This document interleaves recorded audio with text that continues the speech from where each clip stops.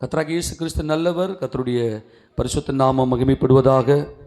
வானத்தையும் பூமியும் உண்டாக்கின சர்வ வல்லமையுள்ள இயேசு கிறிஸ்து நமக்காக பிதாவாகிய தேவனுடைய சிங்காசனத்தின் வலது பாரசத்திலே உட்கார்ந்து பரிந்து பேசி கொண்டிருக்கிறதுனால நம்ம எல்லாரும் நிர்மூலமாகாமல் இருக்கிறோம். கர்த்தர் நம்மை பாதுகாத்து பராமரித்து நடத்தி கொண்டிருக்கிறார். அவர் நாமம் மகிமைப்படுவதாக. நம் தேவனுடைய வார்த்தைக்கு நிறைய கடந்து போகலாம். தீத்துவுக்கு எழுதின நிருபம் 1வது அதிகாரம் 3வது வசனத்தை வாசிக்கலாம். தீத்துவுக்கு எழுதின நிருபம் 1வது அதிகாரம் 3வது வசனம்.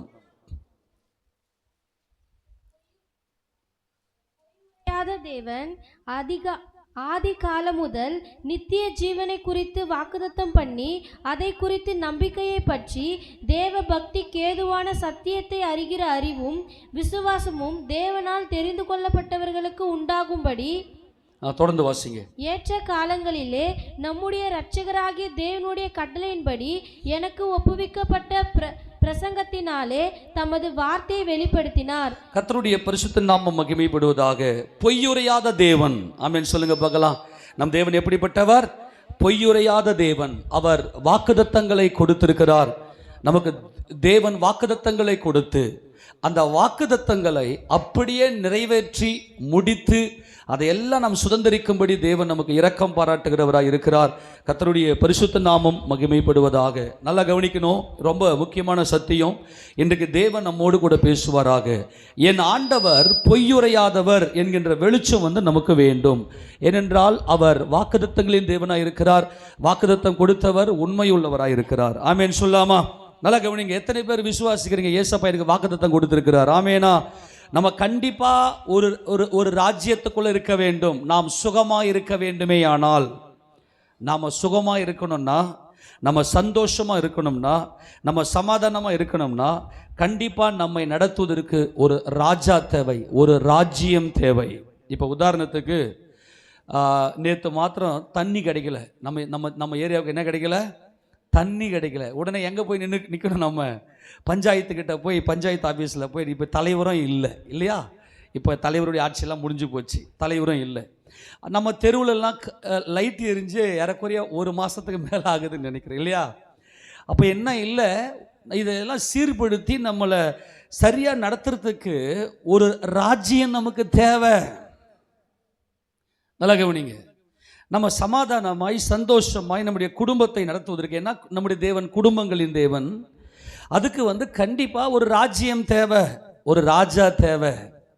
இப்போ நம்மை முழுக்க நடத்தி கொண்டிருப்பவர் யார் என்றால் நம்முடைய ராஜா, நமது இயேசு ராஜா நம்மை நடத்தி கொண்டிருக்கிறார்.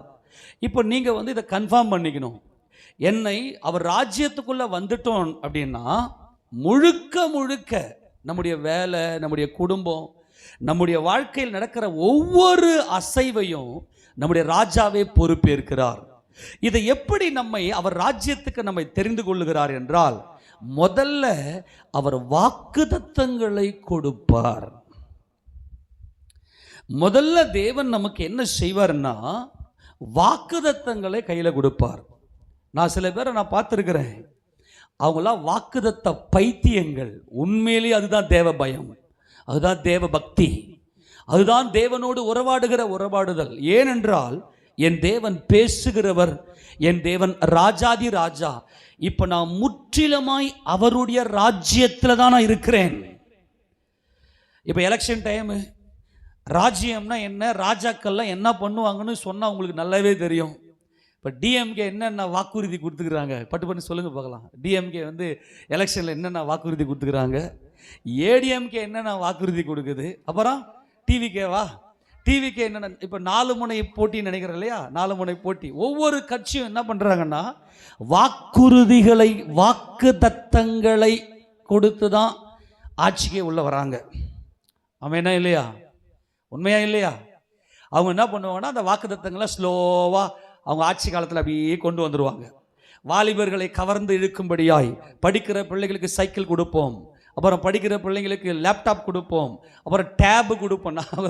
முன்னாடிலாம் அதே மாதிரி பெண்களுடைய ஓட்டுகளை கவர் பண்ணும்படியாய் அவர்களுக்கு 8000 ரூபாய் ரொக்கத்தை கொடுப்போம். இப்படி வாக்குத்தத்தங்களை கொடுக்கிறார்கள். நான் மறுபடியும் சொல்லுகிறேன், இப்போ நம்ம முற்றிலுமா எங்க வந்திருக்கிறோம் அப்படின்னா, தேவனுடைய ராஜ்யத்தில், இயேசு ராஜாவுடைய ராஜ்யத்தில் நாம் வந்திருக்கிறோம். நம்மை ராஜாதி ராஜாவாகிய இயேசு கிறிஸ்து நடத்தி கொண்டு இருக்கிறார். கரங்களை உயர்த்துறாமன்னு சொல்லாமா? உங்க வாக்குத்தத்தம் என்ன? உங்களுக்கு என்ன ப்ராமிஸ் பண்ணியிருக்கிறாரு? இதை நீ கையில் வச்சுருக்கிறன்னா நீ கரெக்டாக இந்த ராஜ்யத்தில் நேரம் ஓடிக்கினுக்கிறன்னு அர்த்தம். நீ வாக்குதத்தங்கள்லாம் இல்லாமல், உடன்படிக்கை இல்லாமல், வாக்குதத்தம் என்பது உடன்படிக்கை,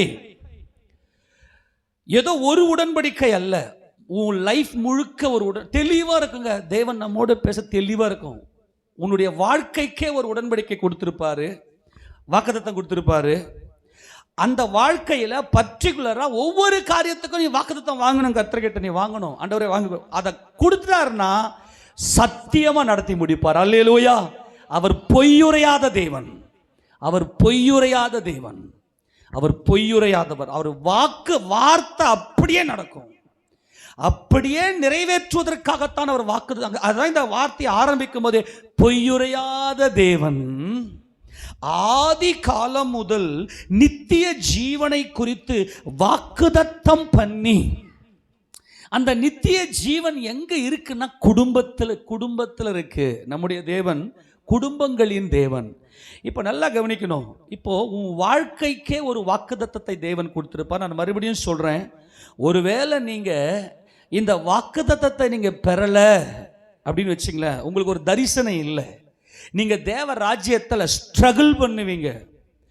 ஊருக்கு போகிற வழியை மூடன் அறியாததினால் அவன் தொல்லை அநேகரை இளைக்க பண்ணும். நான் மறுபடியும் சொல்றேன், பிரசங்கியின் புத்தகத்தில் அருமையான வசனம் அது. ஊருக்கு போகிற வழியை, ஊருக்கு எங்க தாபரிக்கும் ஊருக்கு போகிற வழியை மூடன் அந்த வசனத்தை வாசித்துருங்களேன், அப்பதான் நல்லா இருக்கும் அந்த வசனம். பிரசங்கியின் புத்தகம் திருப்பி கொள்ளுங்க. பிரசங்கியின் புத்தகத்தில் இந்த மூடன் என்ன செய்வான்னா, எல்லாரும் இளைக்க பண்ணுவான், எதுக்கத்தாலும் அப்படியே வந்து சோர்ந்து போய் உட்காருவான். வாசிங்க பிரசங்கியின் புத்தகத்தில் 10வது அதிகாரம் 15வது வசனத்தை வாசிப்பாக்கலாம். ஊருக்கு போகும் வழியை மூடன் அறியாததினால் அவன் தொல்லை ஒவ்வொருவரையும் இளைக்க போன. சில பேரை பார்த்தீங்கன்னா, கவனிங்களேன், சில பேரை பார்த்தீங்கன்னா சின்ன சின்ன விஷயத்தை கூட சோர்ந்துருவாங்க.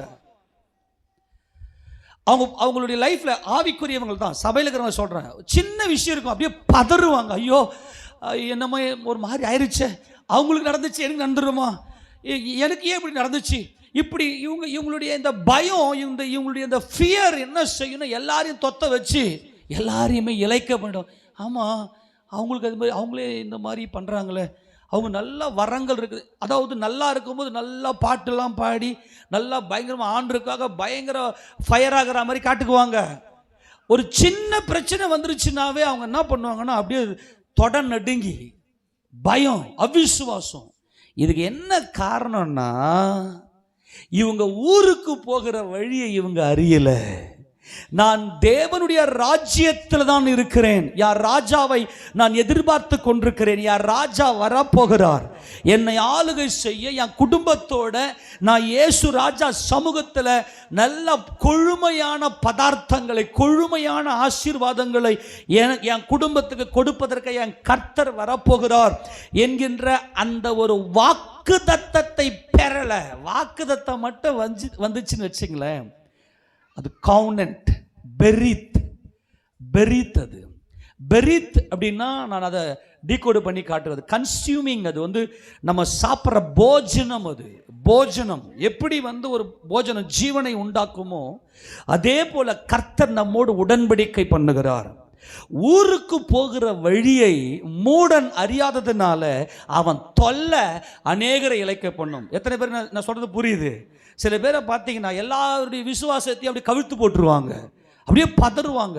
என்ன, இப்போ கொஞ்சம் பேதையான ஆட்கள், பலவீனமான ஆட்கள் என்ன பண்ணுவாங்க, அவங்க என்ன அவ்வளோ பிரைட்டாக இருந்தாங்க கிறிஸ்துவத்துக்குள்ள, ஆனால் அவங்களுக்கே இப்படி நடந்துச்சு, நம்மெல்லாம் எந்த மூலையோ ஐயா, அவங்களுக்கே இப்படி இப்படிலாம் ஆகிப்போச்சு. ஏன்னா அவங்க அந்த மாதிரி ஸ்ப்ரெட் பண்ணி விட்டுருவாங்க. ஆனால் ஒரு ஆத்துமா வாக்குத்தத்தத்தை பிடித்திருக்கும், கர்த்தர் அந்த ஆத்துமாவோட கூட உடன்படிக்கை செய்திருப்பார். அந்த உடன்படிக்கையில் ஒரு நம்பிக்கையை கொடுக்கும். நல்லா கவனிங்க, அந்த வாக்குத்தத்தத்தில் கர்த்தர் என்ன வைத்திருக்கிறார் என்றால், எடுத்து வாசிங்க பார்க்கலாம். தீத்து அந்த வசனத்தை மறுபடியும் வாசிங்க. தீத்து 3ஆம் அதிகாரம் 1:3 வாசிங்க. 1ஆம் அதிகாரம் 3ஆம் வசனம். பொய்யுரையாத தேவன் ஆதிகாலம் முதல் நித்திய ஜீவனை குறித்து வாக்குத்தத்தம் பண்ணி, அதை குறித்த நம்பிக்கையை பற்றி, எதை குறித்த நம்பிக்கை? எதை குறித்த நம்பிக்கை? வாக்குத்தத்தத்தை குறித்த நம்பிக்கை. நம்பிக்கை அது என் ஜீவனிலே கலந்தது. நான் மறுபடியும் சொல்றேன், ஆவியாய் இருக்கிற தேவன் நம்மோடு எப்படி இடைபடுவாருங்க? ஆவியில இடைபடுகிறார். நம்ம எல்லாம் ஆவிக்குரியவர்கள். உலகத்தின் அதிபதியாகிய பிசாசை நாம் இயேசு கிறிஸ்துவின் நாமத்தில் விசுவாசத்தினால ஜெயம் எடுத்து ஆவிக்குரியவர்களாக நாம் இருக்கிறோம். நம்மளாம் யாருங்க? எல்லாம் வாய்த்தன்னு சொல்லுங்க ஒரு முறை. நான் ஆவிக்குரியவன். ஆமேன்னு சொல்லுங்க. நான் யாரு? நான் ஆவிக்குரியவன். அப்ப தேவன் இங்க என்ன சொல்றாருன்னா, அதை குறித்த நம்பிக்கையை ஆத்துமாவில் கொடுக்கிறார். தேவ பக்திக்கு ஏதுவான சத்தியத்தை அறிகிற அறிவு. எல்லாம் கவனிங்க பார்க்கலாம்.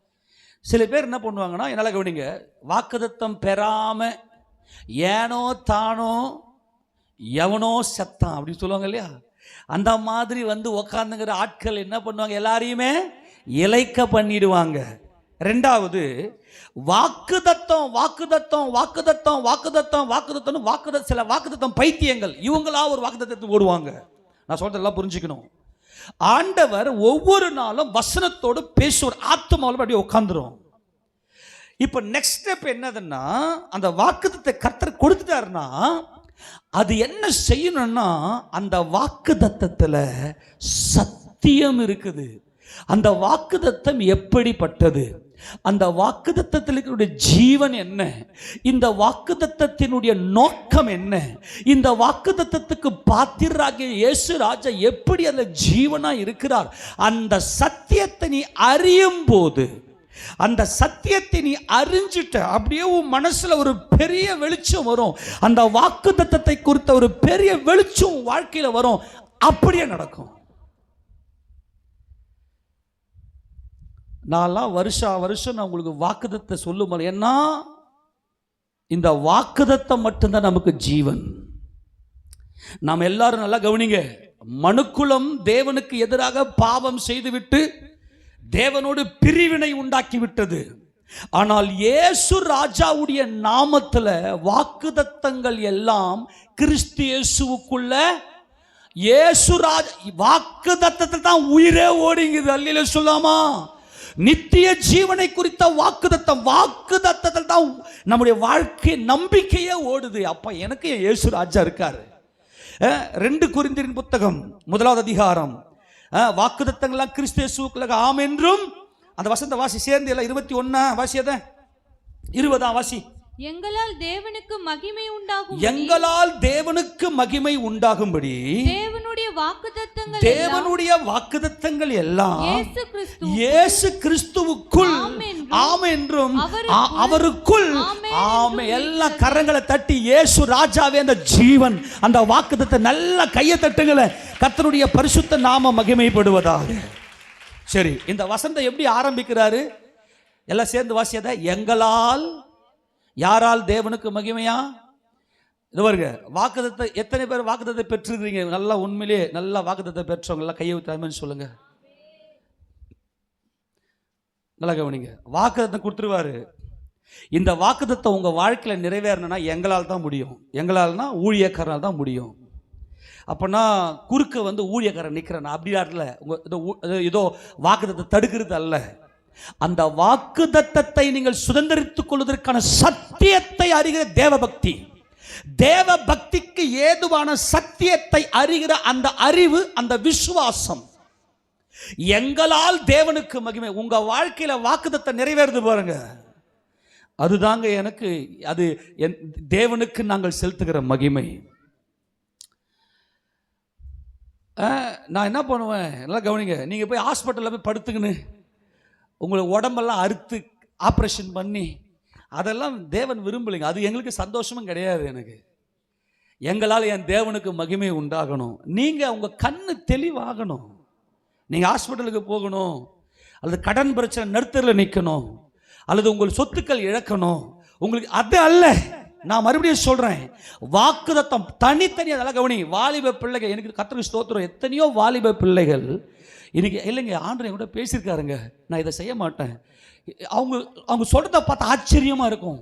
யாருக்குமே அது தெரியாது. ஏன்னா தேவன் நம்முடைய ஆவியில் பேசுகிறார், நம்மோடு பேசுகிறார், நம்முடைய ஆத்துமாவில் பேசுகிறார். எங்களால் தேவனுக்கு மகிமை. எப்படி அந்த வாக்குத்தத்தத்தை நீங்கள் சுதந்திரித்துக் கொள்ளக்கூடிய அந்த சத்தியத்தையும் தேவ பக்தியையும் சபையில் ஆவியானவர் பேசுகிறார். ஆமென் சொல்லாமா? ஏன் சபை கூடி வருதலை விட்டுறக்கூடாது தெரியுமா? சபை கூடி வருதலை ஏன் விட்டுறக்கூடாதுன்னா, தேவனுக்கு உங்களுடைய வாழ்க்கையில கொடுக்கப்பட்ட அந்த வாக்குத்தத்தின் மகிமையின் சத்தியங்கள் வெளிப்படும். அந்த சத்தியத்தை, ஓ இதுதான் எனக்கு கொடுத்த வாக்குத்தத்தின் வெளிச்சமா, இது சும்மா இல்லை. அதுல வேத வாக்கியங்கள் எல்லாம் அவ்வளவு ஆராய்ச்சிக்குரியது, அவ்வளவு மகிமையானது. அது ஒன்றோடு ஒன்று ஜோடி இல்லாமல் இராது. ஆவியானவரை அதை கூட்டி சேர்த்து வச்சு காரியத்தை வாய்க்க பண்ணுவார். ஏசாயா புத்தகத்தில் அது வசந்த வாசிக்க போலாம். ஆவியானவர் தான் இந்த வாக்குத்தத்தங்கள்லாம் நடத்தி நம்மை கொண்டு வந்து சேர்க்கிற தேவன். ஏசாயா தீர்க்கதரிசன புத்தகத்தில் 34 அதிகாரம் 16 வசந்த வாசிப்பகலாம். 34:16. கர்த்தருடைய புஸ்தகத்தில் தேடி வாசியுங்கள், இவைகளில் ஒன்றும் குறையாது, இவைகளில் ஒன்றும் ஜோடி இல்லாதிராது. அவருடைய வாய் இதை சொல்லிற்று, அவருடைய ஆவி அவைகளை சேர்க்கும். நல்லா கவனிங்க. உங்க வாக்குத்தத்தத்துக்கு ஜீவன் உண்டாக்கணும். ஜீவன் உண்டாக்கி அதை ஒரு முழு உருப்படுத்த வேண்டும். அதுக்கான சத்தியங்களை வெளிப்படுத்தி தேவ பக்திக்கு ஏதுவான அந்த விசுவாசத்தை உங்களுக்குள்ள வர வச்சதுமே அந்த வார்த்தை, அந்த வாக்குத்தத்தை அப்படியே உங்க வாழ்க்கையில நீங்க பார்ப்பீங்க. அது உலகத்துக்கு அப்பாற்பட்டது. ஆமென் சொல்லுங்க பார்க்கலாம். நீங்க தேவ ராஜ்யத்தில் இருக்கிறீங்க. நீங்கள் அசாதாரணமான காரியங்களை சுதந்திரித்துக் கொள்வீர்கள். அதற்காகத்தான் கர்த்தர் நம்மை அழைத்திருக்கிறார். அப்ப நீங்க என்ன செய்யணும்னா, இந்த பரிசுத்த ஆவியானவர் சபைகளுக்கு சொல்லுகிறதை காதுள்ளவன் கேட்க கடவன். கர்த்தருடைய ஆவியானவர் இந்த வாக்குத்தத்தத்தினுடைய ஜீவனை உண்டாக்கி ஒன்னோட ஒன்ன சேர்த்து வச்சு கொடுப்பாரு. எங்களால் தேவனுக்கு மகிமை உண்டாகும். ஆமெனா? அப்போ நீங்கள் என்ன செய்யணும்னா, அந்த வாக்குத்தத்தை நிறைவேறதுக்கு இந்த சத்தியங்கள் எல்லாம் ஜாயின் பண்ணி உங்களுக்கு அந்த வாக்குத்தத்தத்துடைய வெளிச்சம் வந்துடும் உங்கள் மைண்டில். அது அவங்க ஆவியின் கண்ணில் தேவன் கொடுத்ததை அப்படியே உங்கள் கண்ணு பிரைட்டாக பார்க்கும். அவ்வளவு பெரிய வெளிச்சம். கர்த்தருடைய வசனம் என் கால்களுக்கு தீபமும் என் பாதைக்கு வெளிச்சமா இருக்கிறது. நான் உலகத்துக்கு ஒளியா இருக்கிறேன். அந்த வாக்குத்தத்தத்துடைய ஒளி உங்க வாழ்க்கையில் அப்படியே உங்க மனம் அப்படியே அதை பார்க்க ஆரம்பிச்சதுமே கர்த்தர் அப்படியே உங்க கையில் கொடுப்பாரு. அது ஜீவனை உண்டாடுது போல உங்களுக்கு இருக்கும். அது பயங்கரமான மகிமையை கொண்டு வரும். ஏனென்றால் என் கர்த்தர் சொல்ல ஆகும், அவர் கட்டளையிட நிற்கும். அவர் சொன்ன அப்படியே ஆகும். அதுதான் வாக்குத்தத்தம், அந்த உடன்படிக்கை. நல்லா புரிஞ்சுக்கங்க. ஒவ்வொரு வருஷமும் நம்ம வாக்குத்தத்தங்களை தேவன் கொடுக்கிறார். ஒவ்வொரு வருஷம் மட்டுமல்ல, நீ எந்த இடத்துல நீ சோர்ந்து போய் நம்பிக்கை இழந்து இதுக்கு மேலே எனக்கு ஒரு சான்ஸ் இல்லை ஆண்டவரே, நான் என்ன செய்ய போகிறேன் ஆண்டவரேன்னு உன் இதயம் பதறுகிற வேளையில், அல்லது நீ திசை தெரியாமல் அப்படியே நடுத்தரில் நிற்கிற வேளையில், யாருமே எனக்கு அந்த நேரத்தில் ஒரு உடன்படிக்கை ஒன்று பண்ணுவார் பாரு, உனக்கு நம்பிக்கை வந்துடும். ஓகே, கர்த்தர் என்னோட பேசிட்டார், உன் வாழ்க்கை அப்படியே கண்டினியூ பண்ணுவார். அப்போ நீ ஒரு வீடு கட்டுற, நான் வீடு கட்ட போகிறேன், எல்லாரும் வீடு கட்டுறாங்க, நானும் வீடு கட்ட போகிறேன், அப்படி கட்டாத. ஆண்டவரே வீடு கட்டணும் ஆண்டவரே, வாக்குத்தத்தம் கொடுங்க ஆண்டவரே, எனக்கு பேசுங்க ஆண்டவரே. அவர் கொடுத்துட்டாருன்னா ஸ்டார்ட் பண்ணிவிடு. அல்லேலூயா. ஆண்டவரே பிள்ளைக்கு கல்யாணம் பண்ண ஆண்டவரே, அமைதியாக உட்காரு. ஆண்டவரே பிள்ளைக்கு கல்யாணம் பண்ண ஆண்டவரே, கர்த்தர் கரெக்டாக வாக்குத்தத்தம் கொடுப்பாரு. வாக்குத்தத்தம் கொடுத்தா ஸ்டார்ட் பண்ணிவிடு. நான் இப்போ சொல்கிறேன், உன் பிள்ளை என்ன படிக்க ஆண்டவரே, இப்போ +2 எக்ஸாம் ரிசல்ட்லாம் வரப்போகுது, என் பிள்ளைய படிக்க நெக்ஸ்ட் என்ன படிக்க வைக்கலாம் ஆண்டவரே. ஒவ்வொரு காரியத்துக்காகவும் அவரிடத்துல வாக்குத்தத்தம் வாங்கினீங்கன்னா குழப்பமே இல்லாமல் நல்ல திட்டமும் தெளிவுமா போகலாம். ஏன்னா அவர் பொய்யுரையாத தேவன், அவர் சொல்லியும் செய்யாதிருப்பார், அப்படியே ஆகும். இயேசு கிறிஸ்துவுக்குள் அது ஆம் என்றும் ஆமேன் என்றும் அப்படியே ஆகும். ஆமேன் சொல்லாமா? அப்படியேனா இயேசு ராஜாவுடைய மகிமையை நீங்க நோக்கி பார்க்கணும். அவர் ராஜாதி ராஜா, இந்த வாக்குத்தத்தங்கள் எல்லாம் இயேசு கிறிஸ்துவை வச்சு பார்க்கணும். அவர் எப்படிப்பட்ட தேவன்? பொய்யுரையாத தேவன். அவர் பொய் சொல்ல ஒரு மனிதன் அல்ல, மனம் மாறுகிற மனுபுத்திரனும் அல்ல. என்னாகமம் 23:19 வாசிக்கும் போது எடுத்து வாசிக்க பார்க்கலாம். என்னாகமம் 23:19. பொய் சொல்ல தேவன் ஒரு மனிதன் அல்ல, மனமாற அவர் ஒரு மனுபுத்திரனும் அல்ல. அவர் சொல்லியும் செய்யாதிருப்பாரோ? அவர் வசனித்தும் நிறைவேற்றாதிருப்பாரோ? அவர் சொல்லி செய்யாம இருப்பாரா? அல்லேலூயா சொல்லுவோமா? அவர் ஒரு மனுஷனா? நாசியில சுவாசம் உள்ள மனுஷனை நம்பாத. அவன் எண்ணப்படுவதற்கு அவன் எம்மாத்திரம். நீ மனுஷனை நம்பி ஏமாந்தது போதும் தேவஜனமே. நாசியில சுவாசம் உள்ள மனுஷனை நம்பி நம்பி ஏமாந்தது போதும். ஆவியாயிருக்கிற தேவன், ஜீவனுள்ள தேவனை நோக்கி பாருங்கள். அவர் இயேசு கிறிஸ்துவின் நாமத்தில் எல்லா வாக்குத்தத்தங்களும் ஆம் என்றும் அவருக்குள்ள ஆமேன் என்றும் இருக்கிறது. அதனால எல்லா வாக்குத்தத்தங்களையும் நிறைவேற்றி முடிக்க அவர் வல்லமை உடையவராக இருக்கிறார். அப்போ நம்ம செய்ய வேண்டிய ஒரே ஒரு காரியம் என்ன அப்படின்னா, அந்த வாக்குத்தத்தை பெற வேண்டும். இந்த வாக்குத்தத்தம் என்பது உடன்படிக்கை. நம்முடைய தேவன் எப்படிப்பட்ட உடன்படிக்கை அவர் செய்கிறார் என்றால், அவர் அசாதாரணமான காரியங்களை செய்கிறவர். ஏன்னா இப்ப நம்ம தேவனுடைய ராஜ்யத்தில் இருக்கிறோம். இயேசு ராஜா நம்முடைய ராஜாவாக இருக்கிறார். நம்மை தாங்கி நடத்த வல்லமை உடையவராக இருக்கிறார். ஒரு பயங்கரமான ஷாக் என்ன தெரியுமா?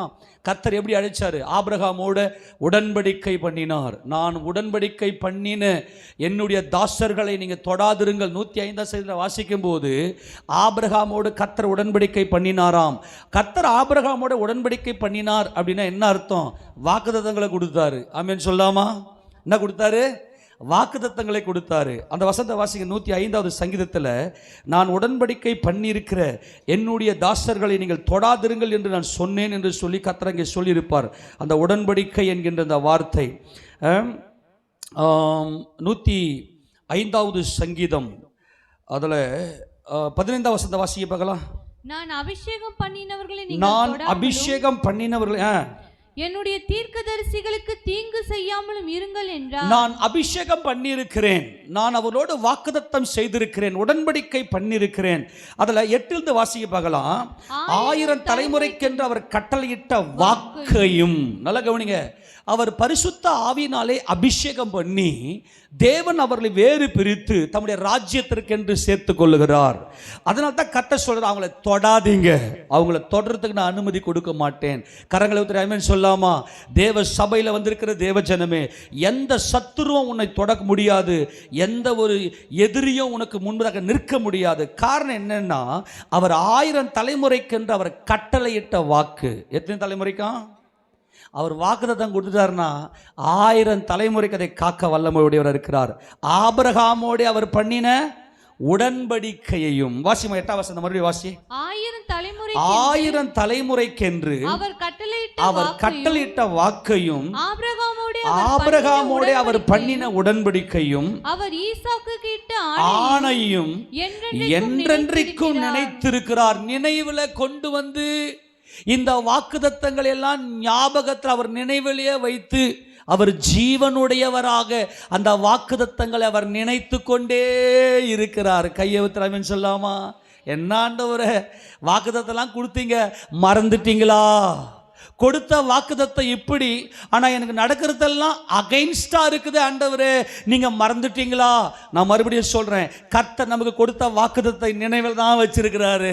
ஆனா ஏன் தாமதிக்குது அப்படின்னா, தாமதிக்கல. நல்லா கவனிங்க. நமக்கு தான் வாக்குத்தத்தம் என்னைக்கு கர்த்தர் வாக்குத்தத்தம் கொடுத்துட்டாரோ அன்னைக்கே அந்த காரியங்கள் செயல்பட ஆரம்பிக்கும். அந்த வாக்குத்தத்தம் அப்படியே நமக்குள்ள கிரியை செய்ய ஆரம்பிக்கும். அதில் நம்ம என்ன செய்வோம்னாக்கா, அந்த வாக்குத்தத்தத்தை குறித்த சத்தியத்தை நீங்கள் அறியணும். அதுதான் எப்ப எல்லாம் சபை கூடுதோ, எப்ப எல்லாம் வீட்டு கூட்டமோ அப்படியே உள்ள அசம்பல் ஆயிடணும். இந்த சத்தியத்தை உட்கார்ந்து கூர்ந்து கவனிக்கணும். ஏற்ற காலம் ஒன்று வரும். கர்த்தர் வாக்குத்தத்தை கொடுக்கும் போதே கால நிர்ணயத்தை வைத்து தான் கொடுக்கிறார். இந்த காலத்துக்கு உட்பட்டது, டிலே பண்ண மாட்டார். அவர் நினைவில் தான் இருக்குது, அது ஜீவனோடு தான் இருக்குது. நீங்கள் எந்த காரியமே வச்சுங்க, நல்லா மறுபடியும் சொல்கிறேன், எந்த காரியமாக இருக்கட்டும், முதல்ல ஆண்டுகிட்ட போய் கேளுங்க, ஆண்டவரே எனக்கு செய்யுங்கப்பா, எனக்கு என்னுடைய நிலைமை உங்களுக்கு தெரியும் ஆண்டவரே, நான் உடைக்கப்பட்டிருக்கிறேன், நான் நெருக்கப்பட்டிருக்கிறேன், நான் ஏமாற்றப்பட்டிருக்கிறேன், அல்லது நான் தூக்கி எறியப்பட்டிருக்கிறேன். ஆனால் உங்கள் ராஜ்யத்தில் நான் இருக்கிறேன், நீங்கள் என்னோட பேசுங்க ஆண்டவரே, நீங்கள் கேளுங்க. அந்த இடத்துல ஒரு வாக்குத்தத்தை கொடுப்பார். உங்கள் பிள்ளைங்களை குறித்த உங்கள் வாக்குத்தத்தம் இருக்கா? என் பிள்ளைங்க என்ன ஆகணும், என் பிள்ளைங்க என்ன ஆகணும்? இன்றைக்கி வாலிப பிள்ளைங்கள்லாம் ஏன் இன்றைக்கி திசை மாறுறாங்க? அவங்களுக்கு சொல்லி கொடுங்க. ஆண்டவர் உங்களோட உடன்படிக்கை பண்ணியிருக்கிறாராடா, உனக்கு வாக்குத்தத்தம் கொடுத்துருக்கிறாரா? வாக்குத்தத்தம் கொடுத்துட்டாருன்னா அவர் ராஜ்யத்தில் அப்படியே செயல்படுத்துவாருங்க. எல்லாரும் ஆமென் சொல்லாமா? ஆபிரகாம் அங்கே பாபிலோனில் பிள்ளை இல்லாமல் ரொம்ப உடைந்து சோர்ந்து போய், நான் சொல்கிறது கவனிங்க, ஆரானை விட்டு புறப்படும் போது தான் ஆபிரகாமுக்கு 75 வயசு. ஆரானை விட்டு புறப்படும் போது தான் ஆபிரகாமுக்கு 75 வயசு. ஆனால் ஊர் என்கிற கல்தேயர் பட்டணத்தை விட்டு புறப்பட்ட போது என்ன வயசுன்னு தெரியல. அதுக்கு சில பேர் சொல்றாங்க அவருக்கு ஆபிரகாமுக்கு 40 வயசு இருந்திருக்கலாம். அவர் அப்படியே ஊர் என்கிற கல்தேயர் பட்டணத்தை விட்டு வெளியே வரும்போது தேராக கூட இருந்தார். அவர் அங்கங்கே குடியிருந்து கடைசியாக ஆரானுக்கு வந்தபோது 75 வயசான போது அங்கே வந்து நான் உனக்கு காண்பிக்க தேசத்துக்கு போடா அழைக்கும் போது வா என்று அழைத்திருப்பார். இவர் வந்து ஏறக்குறைய ஒரு 40 இடைப்பட்ட காலத்தில் 40 வயசு அழைக்கப்பட்டு 75 வயசுல ஒரு 35 வருஷத்தை வந்து டிலே பண்ணியிருக்காரு ஆபிரகாம். அப்போ ஆரானுக்கு வந்தபோது தான் கர்த்தர் வந்து, ஆபிரகாமே நான் உனக்கு காண்பிக்க தேசத்துக்கு நீ போ, உன் சந்ததியினை பெரிய ஜாதி ஆக்குவேன். அல்லேலூயா சொல்லாமா? எங்க ஆண்டவரே, கல்யாணம் ஆகி எங்களுக்கு இவ்வளோ வருஷம் ஆகுது, குழந்தை பாக்கியமே இல்லையா ஆண்டவரே அப்படின்னு ஆபிரகாம் வந்து பயங்கரமாய் சோர்ந்து போய் இருந்திருப்பார். நல்லா கவனிக்கணும், நல்லா கவனிக்கணும். இப்போ நான் உங்களுக்கு ஒரு விஷயத்தை சொல்கிறேன், கவனிங்க, ரொம்ப முக்கியமானது. ஆபிரகாமுக்கும் சாராளுக்கும் ஏறக்குறைய 10 வருஷம் டிஃப்ரெண்ட்டு. சரி, நான் டைரெக்டாக விஷயத்துக்கு வரேன். சரியாய் கர்த்தர் ஆபிரகாமுக்கு இந்த காரியத்தை, இந்த வாக்குத்தத்தங்களை நிறைவேற்றக்கூடிய அந்த ஒரு அருமையான ஒரு நேரத்தை வந்து கர்த்தர் கொண்டு வந்தார். அந்த வசனத்தை நீங்கள் வாசிங்க பார்க்கலாம். ஆதியாகமத்தின் புத்தகம் 21வது அதிகாரத்தை வாசிக்க பார்க்கலாம். ஆதியாகமம் 21ஆம் அதிகாரம் 1வது வசனத்தை வாசிங்க. ஆதியாகமம் 21:1. கர்த்தர் தாம் சொல்லியிருந்தபடி, நல்லா கவனிங்க, எல்லாம் சேர்ந்து வாசிங்க இந்த வசனத்தை. கர்த்தர் தாம் சொல்லி இருந்தபடி சாராள் பேரில் கடாட்சமானார். கர்த்தர் தாம் சொல்லி இருந்தபடி, ஆண்டவரே நான் இந்த கோர்ஸ் படிக்கலாமா ஆண்டவரே, நான் காலேஜில் போய் இந்த கோர்ஸ் நான் படிக்க போறேன் ஆண்டவரே, நான் இந்த கோர்ஸ் படிக்கலாமா ஆண்டவரே, ஆண்டவரே நான் இந்த வேலைக்கு நான் போகலாமா ஆண்டவரே.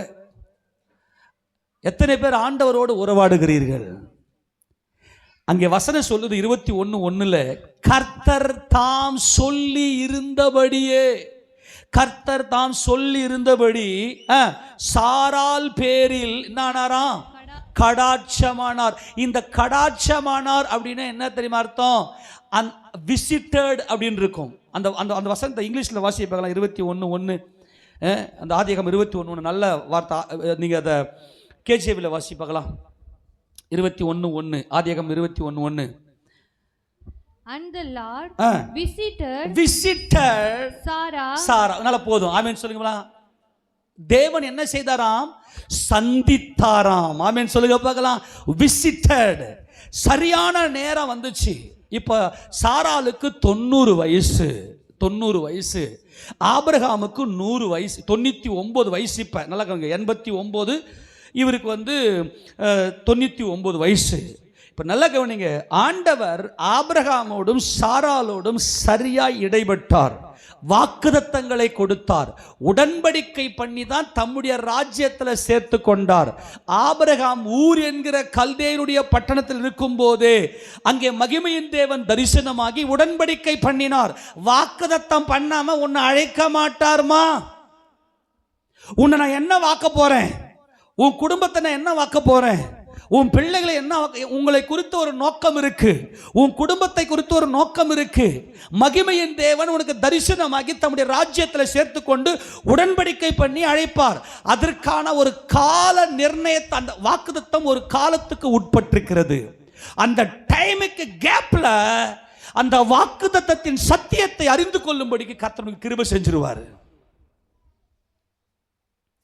அந்த பிட்வீன் அது உனக்கு ரொம்ப டிலே அல்ல. நீ சத்தியத்தை அறிந்து தேவ பக்திக்கு ஏதுவான சத்தியத்தை நீ அறிஞ்சிட்ட அப்படின்னா எல்லாமே சரு சரு சரு சரு கர்த்தர் வாக்கிய பண்ணுவார். அது பயங்கர ஆச்சரியமா இருக்கும், அதிசயமா இருக்கும். கர்த்தர் விசிட்டட், அங்க பார்க்கிறார், அங்க உன்னை சந்தித்தார், உன்னை சந்திக்கிறார். கிறிஸ்து இயேசுதான் அந்த வாக்குத்தத்தம். அவர் உன்னை சந்திக்கிறார். வாசி அந்த வசனம் 21 வாசிங்க. கர்த்தர் தாம் சொல்லியிருந்தபடி சாராள் பேரில் கடாட்சமானார். கர்த்தர் தாம் உரைத்தபடியே சாராளுக்கு செய்து அருளினார். கரங்களை தட்டி மகிமை செலுத்துங்களேன். வாக்குத்தத்தங்களை அப்படியே நிறைவேற்றுகிற தேவன் அவர். என் இயேசுராஜன் செய்கிற கர்த்தர் அவர்.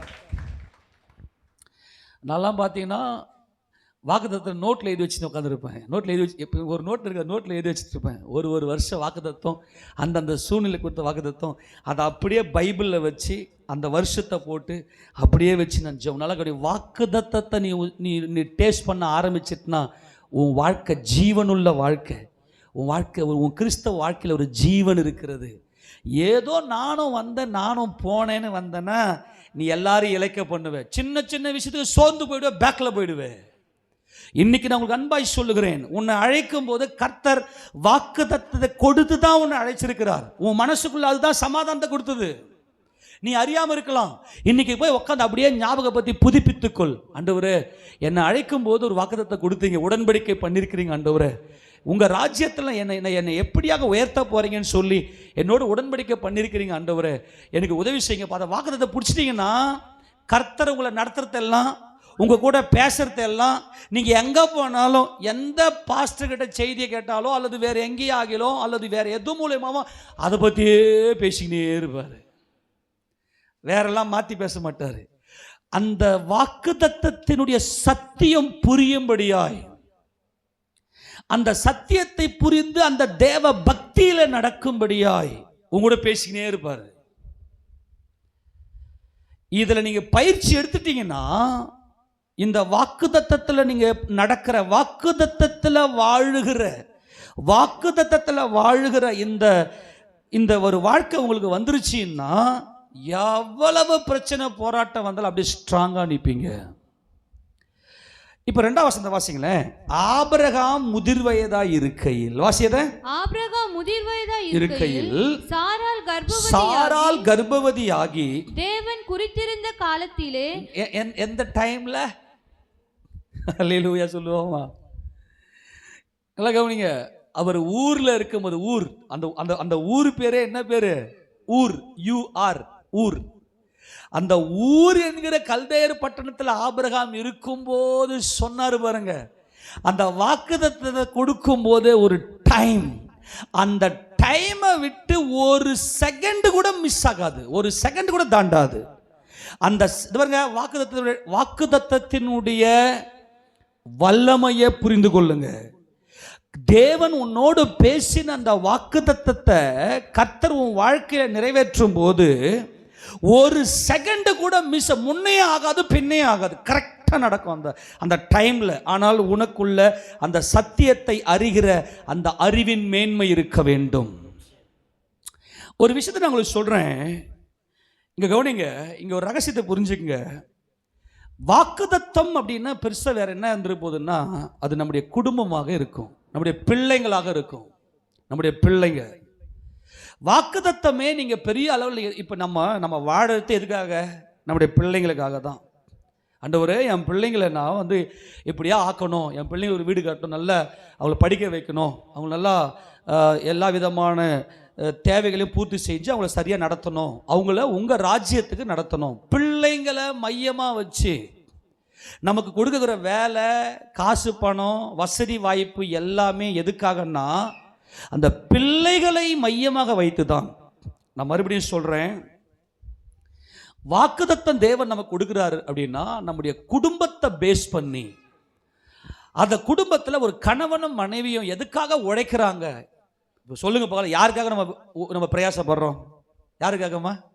நம்ம பிள்ளைங்களுக்காக. இப்ப நான் சொல்றதெல்லாம் கவனிங்க. இந்த பார்வை உங்களுக்கு வந்துருச்சுன்னு வச்சுங்களேன், எல்லாமே யாருக்காக தேவன் கொடுப்பார்னா, உங்க வேலை எதன் அடிப்படையில் இருக்கும் தெரியுமா? உங்க பிள்ளைகளை நீங்க எந்த அளவுக்கு உயர்த்த போறீங்க, அதன் அடிப்படையில் தான் அந்த வசதிகள், அந்த வேலை வாய்ப்புகள், சம்பளம், அல்லது உங்க தொழிலில் வரக்கூடிய, உங்க பிஸ்னஸ்ல வரக்கூடிய லாபங்கள் எல்லாமே யாருக்காகத்தான் அப்படின்னா தேவன் கொடுத்திருக்கிற பிள்ளைகளுக்காக தான். இந்த வாக்குத்தத்தங்கள் எல்லாம் நமக்காக தான், இந்த பிள்ளைகளுக்காக தான், நம்ம குடும்பத்துக்காக தான் வாக்குத்தத்தங்கள்.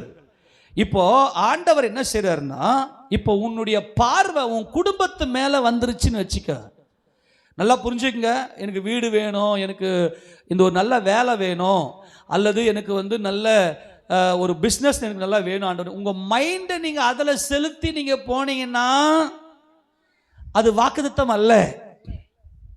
உங்களுடைய மைண்ட் செட்டப், உங்களுடைய மனதை உங்க பிள்ளைங்க மேல நீங்க திருப்பி வச்சு, உங்க குடும்பத்தின் மேல வச்சு உங்க குடும்பத்துக்காக நீங்க பாரப்படுவீங்க. ஆண்டவரே, என் குடும்பம் இப்படியா இருக்கணும், உங்க சத்தியத்தை, உங்க ராஜ்யத்தில் தான் நான் இருக்கிறேன், என் குடும்பம் உங்க ராஜ்யத்தில் இருக்கிறது, என் குடும்பத்தை நீங்க நடத்தி கொண்டிருக்கிறீங்க, உங்க சித்தத்துக்கு நாங்கள் எப்படி ஆண்டவரை கொண்டு போகணுன்ற பார்வை வந்துருச்சுன்னா அந்த குடும்பத்துக்கு பிள்ளைகளுக்காக உனக்கு நல்ல வேலை கொடுப்பார். அந்த வேலையில சரியான வருமானத்தை எல்லாவற்றையும் என்ன பண்ண, அந்த குடும்பத்தை பேஸ் பண்ணியே கொடுப்பார். இப்போ இங்க என்ன நடக்குதுன்னா, ஆண்டவர் கரெக்டா தேவன் குறித்திருந்த அந்த காலத்துல வாக்குத்தத்தத்தை கொடுக்கும் போதே சாராளுக்கு இப்ப சரியான அந்த டைமிங் வருது, அந்த குறித்த பொய்யுரையாத தேவன். கையை உயர்த்தி ஒரு ஆமீன் சொல்லுங்களேன். அந்த பொய்யுரையாத தேவன். வாலிப பிள்ளைங்களே, உங்களுக்கு அன்பாய் சொல்றேன், நீங்க மட்டும் வாக்குத்தத்தத்தை வாங்கிட்டு வச்சிங்களேன், நீ எவ்வளவு தூரம் நீ போனாலும், அல்லது என்னால் வாலிபத்தை கண்ட்ரோல் பண்ண முடியல, நான் இப்படிலாம் போயிடுறேன் அப்படிலாம் சொல்லிட்டு நீங்கள் ரொம்ப ஸ்ட்ரகிள் ஆகி உங்களுடைய ஆவிக்குரிய வாழ்க்கையில் என்னதான் வந்தாலும் நீங்கள் மட்டும் அந்த வாக்குத்தத்தை வாங்கிட்டு இருந்தீங்கன்னா அந்த வாக்குத்தத்தை உங்களை சேதமில்லாமல் கரை சேர்த்துடும். ஆமேன்னு சொல்லுங்க பார்க்கலாம். நான் உங்களுக்கு அன்பாக சொல்கிறேன், வீணாக போயிடாதீங்க. பிள்ளைங்களுக்கு பயிற்சி கொடுங்க. இந்த வாக்குத்தத்தை எப்படி வாங்கணும், தேவன் குறித்திருந்த அந்த உற்பவ காலத்தில் அவனுக்கு ஒரு குமாரனை, கரெக்டா ஆபிரகாமுக்கு ஒரு குமாரனை அவள் பெற்றெடுத்தாள். வேதம் எப்படி சொல்லுகிறது என்றால், யாம் புருஷனுக்கு ஒரு பிள்ளையை நான் பெற்றெடுத்திருக்கிறேன். நேற்று குடும்ப ஜபத்திலேயே நான் இதை பற்றி நான் உங்களுக்கு பேசினேன். இது உங்களுக்கு ஈஸியாக உங்களுக்கு புரியும் என்று நான் கர்த்தருக்குள்ள விசுவாசிக்கிறேன். இவள் யாருக்கு பிள்ளையை பெற்றெடுத்தால், பரிசுத்த ஆவியானவர் அங்க தெளிவாக எழுதி வச்சிருக்கிறாரு. ஆபிரகாம் முதிர் வயதா இருக்கையில், இரண்டாம் வசனம் வாசிங்க பார்க்கலாம். ஆபிரகாம் முதிர் வயதா இருக்கையில் சாராள் கர்ப்பவதியாகி தேவன் குறித்திருந்த காலத்திலே அவனுக்கு ஒரு குமாரனை பெற்றாள். யாருக்கு குமாரனை பெற்றால்? ஆபிரகாமுக்கு ஒரு குமாரனை பெற்றாள். நல்லா கவனிங்க. தேவனுடைய திட்டம், குடும்பத்தை குறித்த தேவனுடைய திட்டம் என்ன என்பதை ஆபிரகாமும் ஈசாக்கும் நன்கு புரிந்து கொண்டார்கள். இந்த ஆபிரகாம் யார் என்றால், தெய்வ பயம் நிறைந்தவர், தேவ பயத்தில் நிறைந்தவர். அவர் தேவனுடைய வாக்குத்தத்தங்களை பெற்று, அவர் தேவனுடைய பிரமாணத்துக்கு தங்களை உட்படுத்தி, தேவனுடைய அந்த அன்புல, தேவனுக்கு பயப்படுகிற பயத்துல அவர் தேவ பக்தி உள்ளவராக, நல்ல கவனிங்க, தேவ பக்திக்கு ஏதுவான சத்தியமும் விசுவாசமும், அதுதான் ஆபிரகாம். தேவ பக்தி உடையவராக தேவனுடைய சமூகத்தில் கர்த்தராகிய இயேசு கிறிஸ்துவை குறித்த ஒரு பரிபூர்ண வெளிச்சம் உடையவராக. ஏன்னா இயேசு கிறிஸ்து தான் வாக்குத்தத்தம், அவர்தான் ஜீவன், அவர்தான் எல்லாம் என்பதை இந்த ஆபிரகாம் நன்கு அறிந்திருந்தார். அப்போ மனிதனுக்குள்ள பாவம் வந்து விட்டதுனால மனிதனால குடும்பத்தை கட்ட முடியவில்லை. குடும்பம் ரகசியம். நான் மறுபடியும் சொல்லுகிறேன், குடும்பம் ரகசியம். இன்னைக்கு இருக்கக்கூடிய குடும்பங்கள் எல்லாம் ஏதோ குடும்பம் நடத்துறாங்களே தவிர அது குடும்பம் அல்ல. குடும்பம் என்றால் 4 சுவர் இருக்கணும். வீடு என்றால் 4 பக்கமும் சுவர் இருக்க வேண்டும்.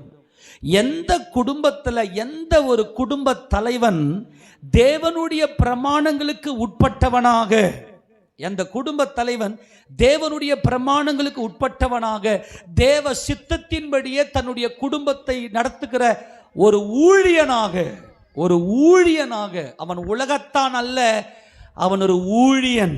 தேவ ராஜ்யத்தில் ஆவிக்குரியவர்களாக இருக்கக்கூடிய சகோதரர்களே, நீங்கள் ஒரு ஊழியர்கள். நீங்கள் உங்கள் சொந்த குடும்பத்தை நீங்க தான் நடத்தணும் வசனத்தின்படி. அந்த வேத வசனத்தினுடைய பிரமாணத்துக்கு உட்பட்டவர்களாக நீங்கள் என்ன செய்யணும் அப்படின்னா, நீங்க தேவனை நோக்கி பார்த்து ஜீவனாகிய கிறிஸ்து இயேசுவை நீங்கள் நோக்கி பார்த்தால்தான் மனைவினா என்னன்ற ரகசியம் புரியும். வாக்குதத்தமே எங்க இருக்குது அப்படின்னா குடும்பத்தில் தான் வாக்குதத்தம் இருக்கு. மனைவியை கண்டடையணும்னா நல்லா கவனிங்க.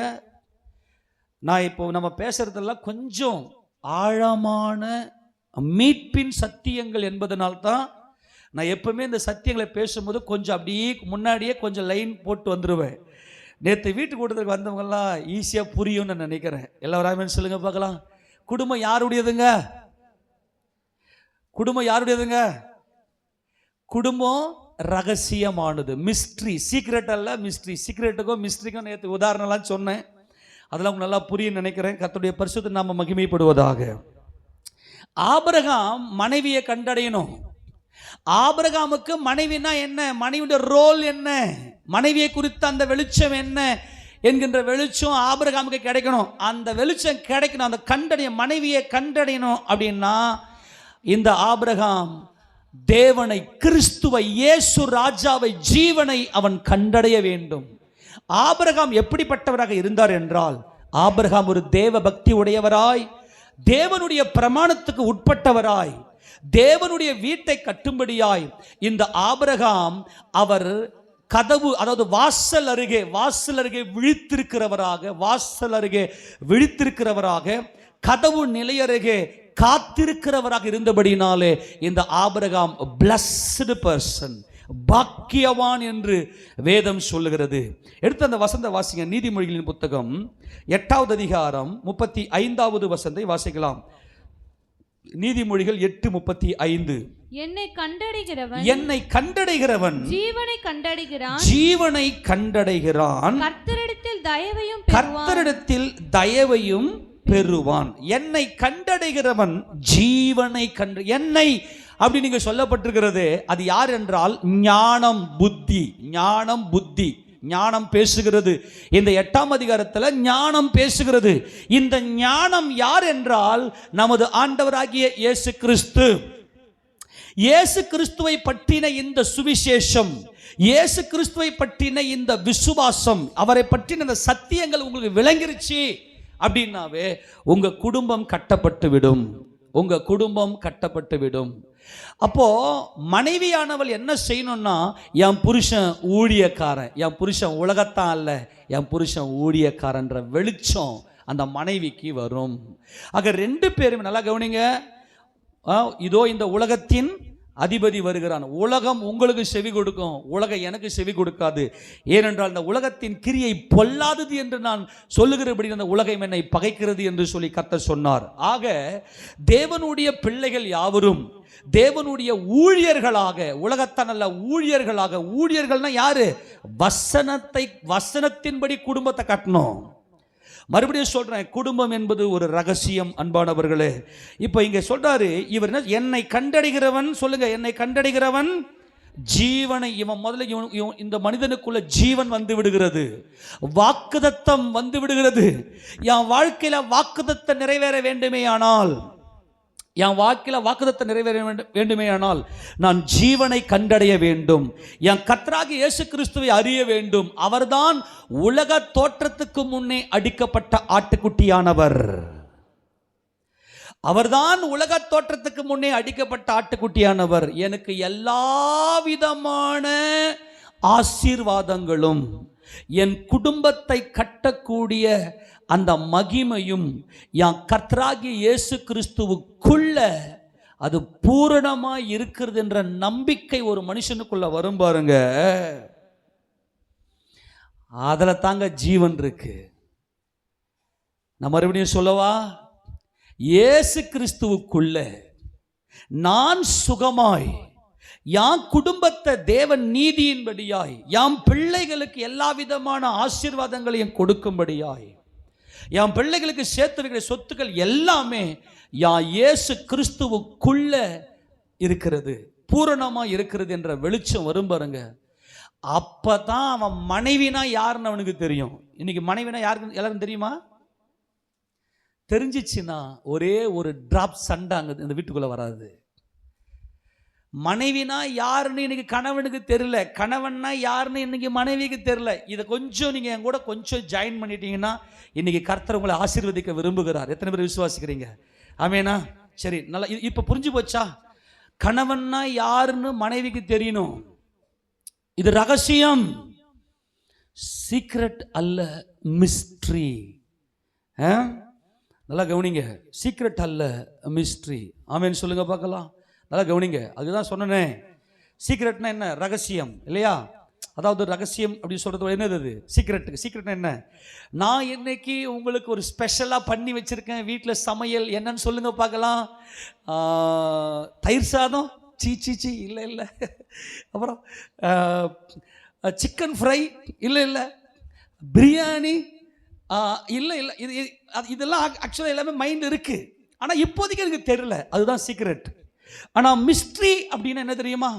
நேற்று நைட்டு நான் வானத்தில் ஒரு இடத்துல பர்டிகுலரா ஒரு பயங்கரமான பிரைட்னஸ் நான் ஒன்று பார்த்தேன். அதே மாதிரி இப்போ எப்படி சொல்றது, இப்போ திடீர்னு நான் போனேன். எனக்கு அதாவது என்னுடைய கற்பனைக்கு எட்டாத, நான் படித்தது எல்லாம் +2 வரைக்கும் தான் படித்தேன். ஆனால் எனக்கு ஒரு பயங்கரமான என்ஜினியரிங் போஸ்டிங் கிடைச்சிருக்கு. அது வந்து கற்பனைக்கு எட்டாத, நினைச்சு கூட பார்க்க முடியாத, அது வந்து ரகசியம். இப்போ குடும்பம் என்பது பயங்கரமான ஒரு ரகசியம். இந்த ரகசியத்தை தான் பார்த்து இப்போ முடிக்க போறோம். ஆண்டவர் இன்னைக்கு நம்மோடு பேச போறார். நல்லா கவனிங்க.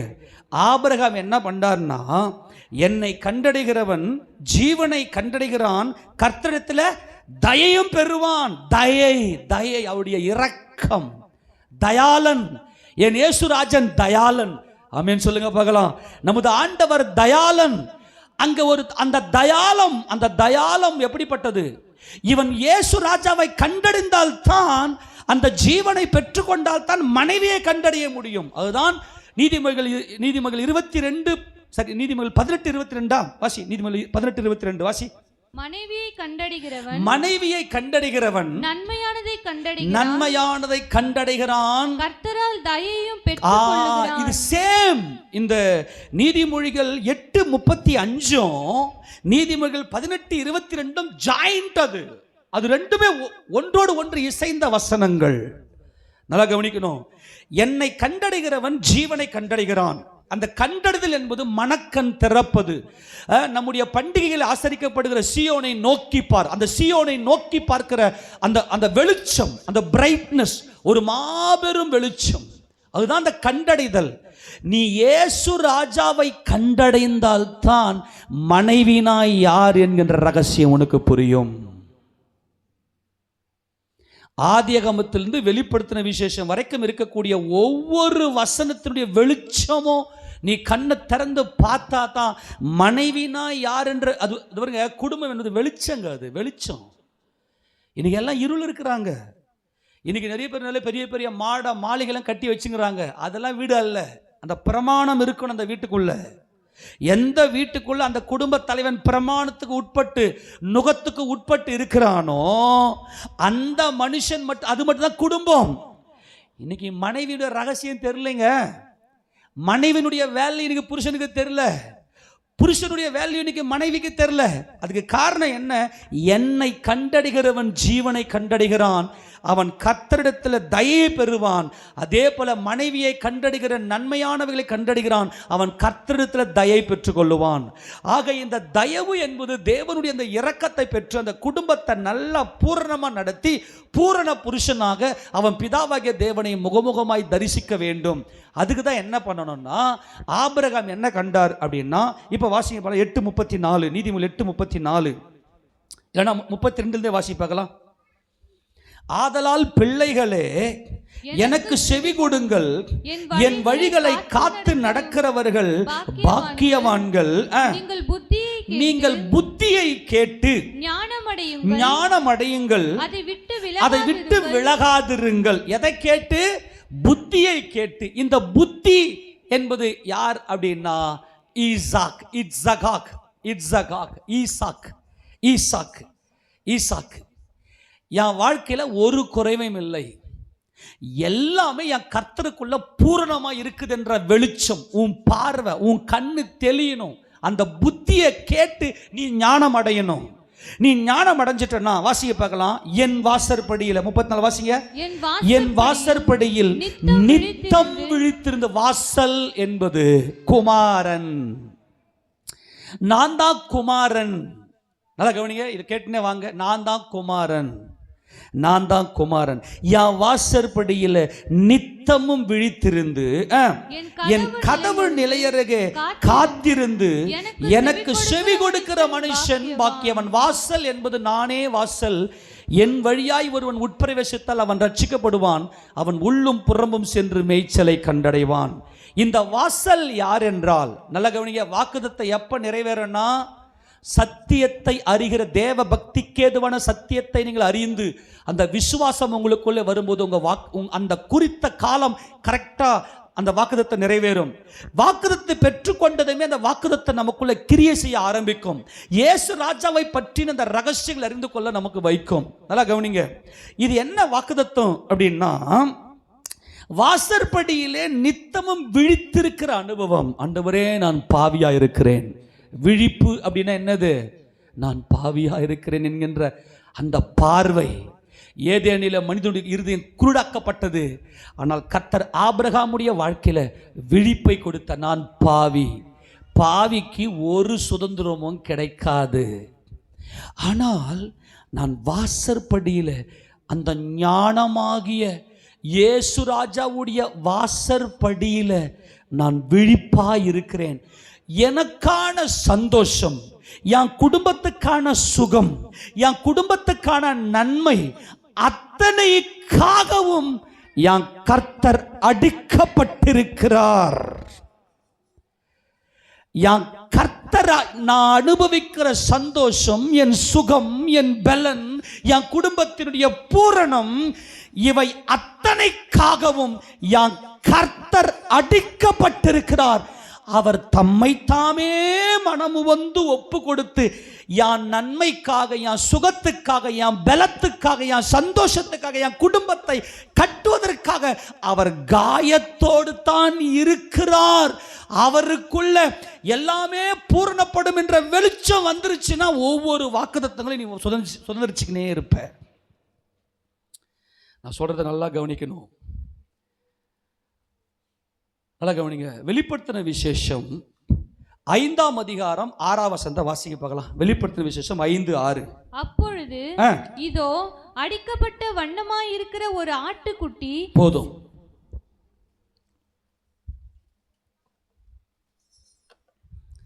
அந்த ஆட்டுக்குட்டி எப்படி இருக்கு? எல்லாம் ஒரு ஆமென் சொல்லுங்க. எல்லாம் கொஞ்சம் ப்ளீஸ் என்ன கொஞ்சம் அட்டென்ஷன் பண்ணிக்கங்க. அந்த ஆட்டுக்குட்டி எப்படி இருக்குங்க? அந்த ஆட்டுக்குட்டி எப்படி இருக்குங்க?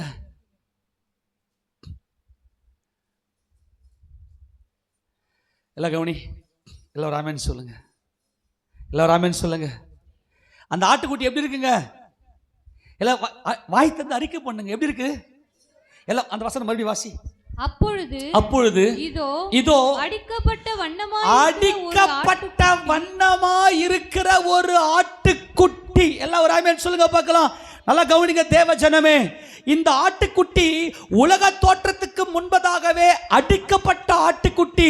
என் குடும்பம் கட்டப்படும்படியாய், என் குடும்பம் பூரணப்படும்படியாய், என் பிள்ளைகள் என்றென்றைக்கும் தேவ சமாதானத்தோடு இருக்கும்படியாய், என் குடும்பத்தில் வறுமை இல்லாம, என் சரீரத்தில் நோய்கள் இல்லாம பூரணமான புருஷனாக்கப்படும்படி அவர் அடிக்கப்பட்டிருக்கிறார்.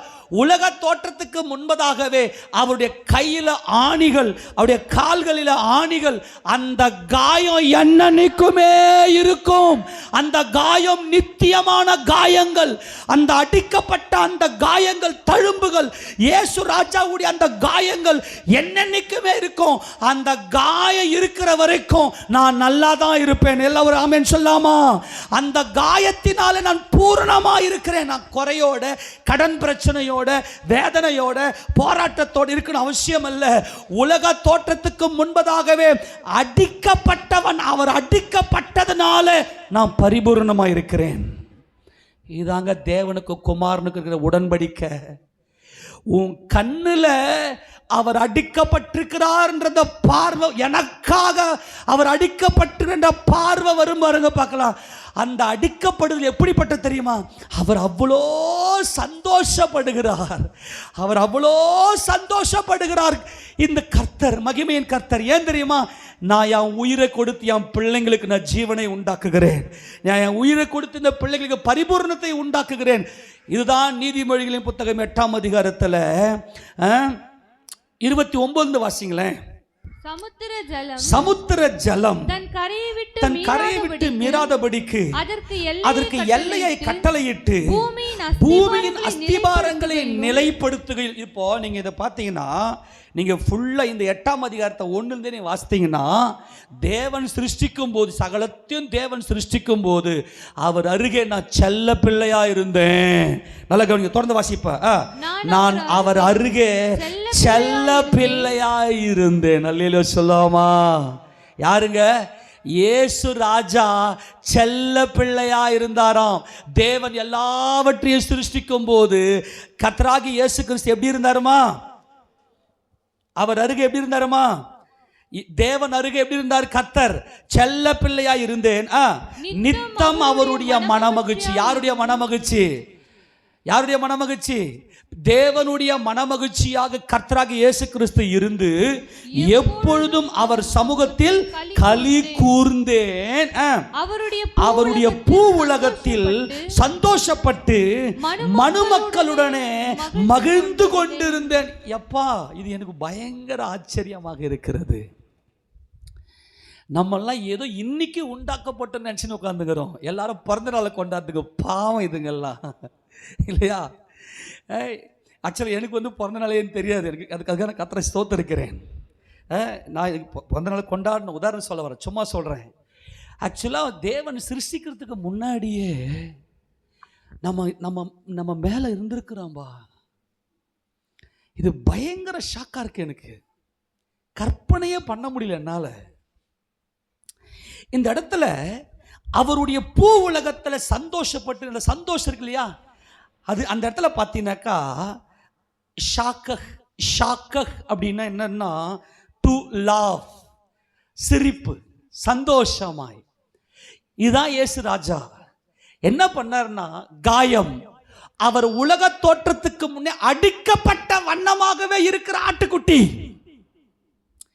நல்லா கவனிங்க, யான் பரிபூரணத்துக்காக, யான் நன்மைகளுக்காக, யான் குடும்பம் கட்டப்பட வேண்டும் என்பதற்காக அவர் உலக தோற்றத்துக்கு முன்பதாக அடிக்கப்பட்ட வண்ணமா இருக்கிறவர். அவர் அந்த அடிக்கப்படுதல் அவருக்கு சந்தோஷமா இருக்குது.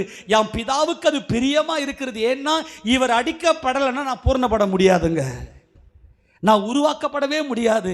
ஆனால் என் கர்த்தர் அவ்வளவு மனமகிழ்ச்சியா இருக்கிறார்.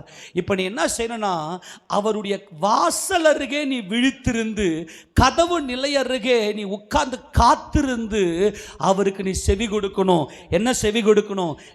உன்னால ஒண்ணுமே முடியாதுப்பா, உனக்காக நான் எல்லாத்தையும் செய்து முடிச்சிட்டேன். அந்த பார்வை உனக்கு வெளியே வர வரைக்கும், அந்த பார்வை உனக்கு வெளியே வந்துருச்சுன்னா நீ மனைவியை கண்டடைஞ்சிருவ. தேவனுக்கு தேவை குடும்பம்.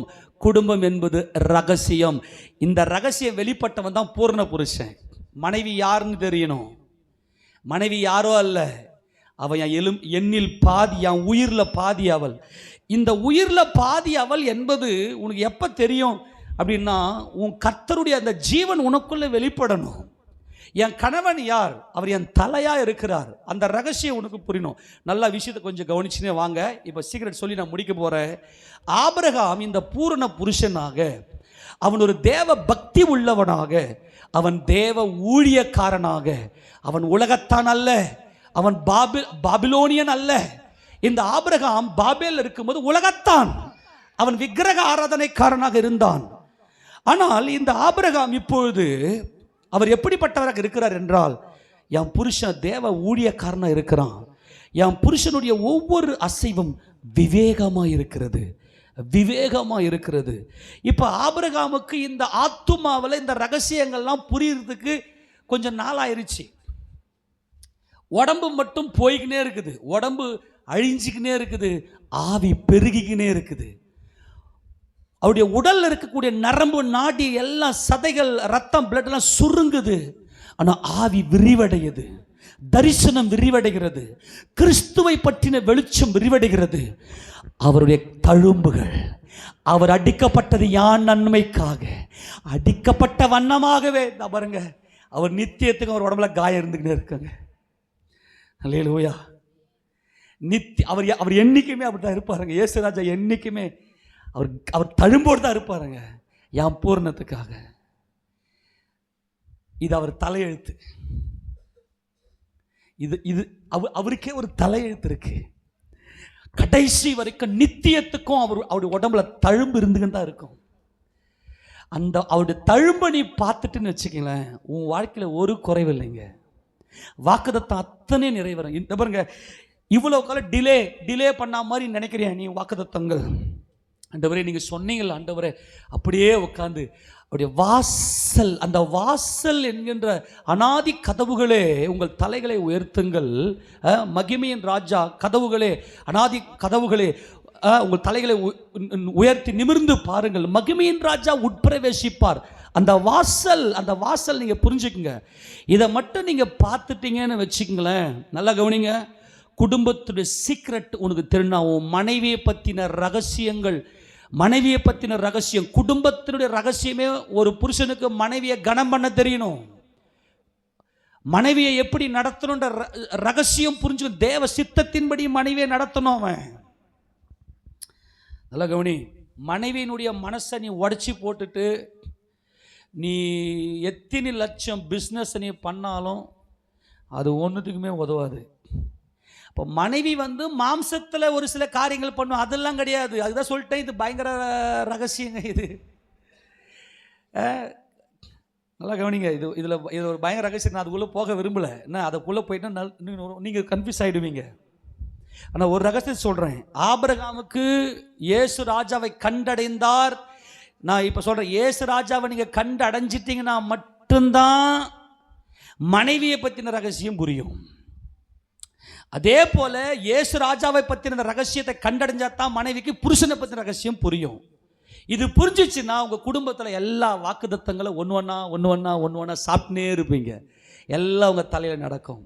அப்போ அந்த அவருடைய பூ உலகத்தில் சந்தோஷப்பட்டு மனுமக்களுடனே மகிழ்ந்து கொண்டிருந்தேன் என்பது அந்த இடத்துல பார்த்தீங்கன்னா ஷாக்கக், அதாவது பார்த்தீங்கன்னா அது ஷாக்கக் ஷின் கெய்த் கோஃப், ஷாக்கக் அல்ல, ஷாக்கக் ஷின் கெய்த் கோஃப். அந்த இடத்துல சொல்லப்படும் அதுதான் இட்ஸகாக், ஈசாக்கு, தமிழில் ஈசாக்கு, இங்கிலீஷில் ஐசக் இருக்கு இல்லையா. இதை எப்படி இவர் சுதந்திரித்து கொண்டார் அப்படின்னாக்கா, ஆபிரகாமுக்குள்ள இயேசு ராஜாவே எனக்காக அடிக்கப்பட்ட வண்ணமாகவே அவர் இருக்கிறாருங்க.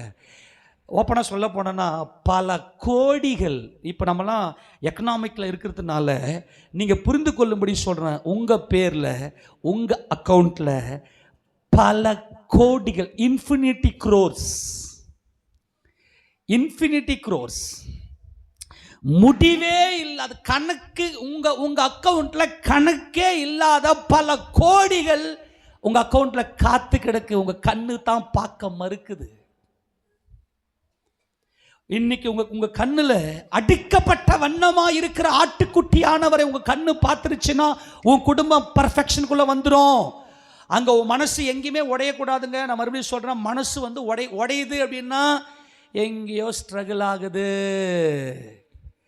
மனம் உடையக்கூடாது. மனம் தேவனுக்கு சொந்த மனசம், அது மன மகிழ்ச்சி. அதுதான் சொல்லி இருக்கிறேன், ஒவ்வொரு நாள் பிரசங்கத்தில் சொல்லிக் கொண்டே இருக்கிறேன். தேவன் சொல்ற ஒரே காரியம், உன் மனம் அவ்வளவு மனமகிழ்ச்சியா இருக்கணும். ஒரே ஒரு ரகசியம், மிஸ்ட்ரி என்ன தெரியுமா? என் அக்கவுண்ட் அடிக்கப்பட்ட வண்ணமாய். தேவன் சர்வ வல்லவரையா, அவர் படைத்த படைப்புகளை நான் அனுபவிக்கணும்னா எனக்கு ஒரு ஆட்டுக்குட்டியானவர் இருக்கிறார். அவர் என் ஜீவனானவர். என்னை கண்டவன் ஜீவனை கண்டடைகிறான். கையை தட்டி நல்ல ராஜாவுக்கு, இயேசு ராஜா என் ஜீவனானவர். குமாரனுக்குள்ள ஜீவன் இருக்கிறது. குமாரனை மறுதலிக்கிறவர்களுக்குள்ள ஜீவன் இல்லை. அதுதான் யோவான் அங்கே நிருபத்தில் எழுதுகிறார். உங்களுக்கு எத்தனை கோடி இருக்குங்க சொல்லுங்கப்பா, உங்களுக்கு எத்தனை கோடி இருக்குது? முடிவே இல்லாத கோடி. இதுதாங்க சத்தியம். இதை நீங்கள் உணர்ந்துட்டீங்கன்னா நீங்கள் உங்கள் வாழ்க்கையில் ஜெயிச்சிருவீங்க. இந்த மனசு வலி, இந்த ஏமாற்றம், தோல்வி, கண்ணீர், கவலைலாம் ஏதேனுக்கு அப்புறமா, இந்த பாவம் செஞ்சதுக்கு அப்புறம்தான். அதுக்கு முன்னாடிலாம் கிடையாது. அதெல்லாம் அவன் பர்ஃபெக்ஷன். அவன் என்னைக்கு ஜீவன் இல்லாமல் போயிட்டானோ அன்னைக்கே அவன் வாழ்க்கையில் முடிஞ்சு போச்சு. ஆனால் இன்னைக்கு சபையில் இருக்கக்கூடிய நாம் நம்முடைய கண்களில் பார்க்க வேண்டிய ஒரே ஒரு காரியம், என் ஜீவன், என் கர்த்தர், அவருக்குள்ள எல்லாம் ரெடியா இருக்கு.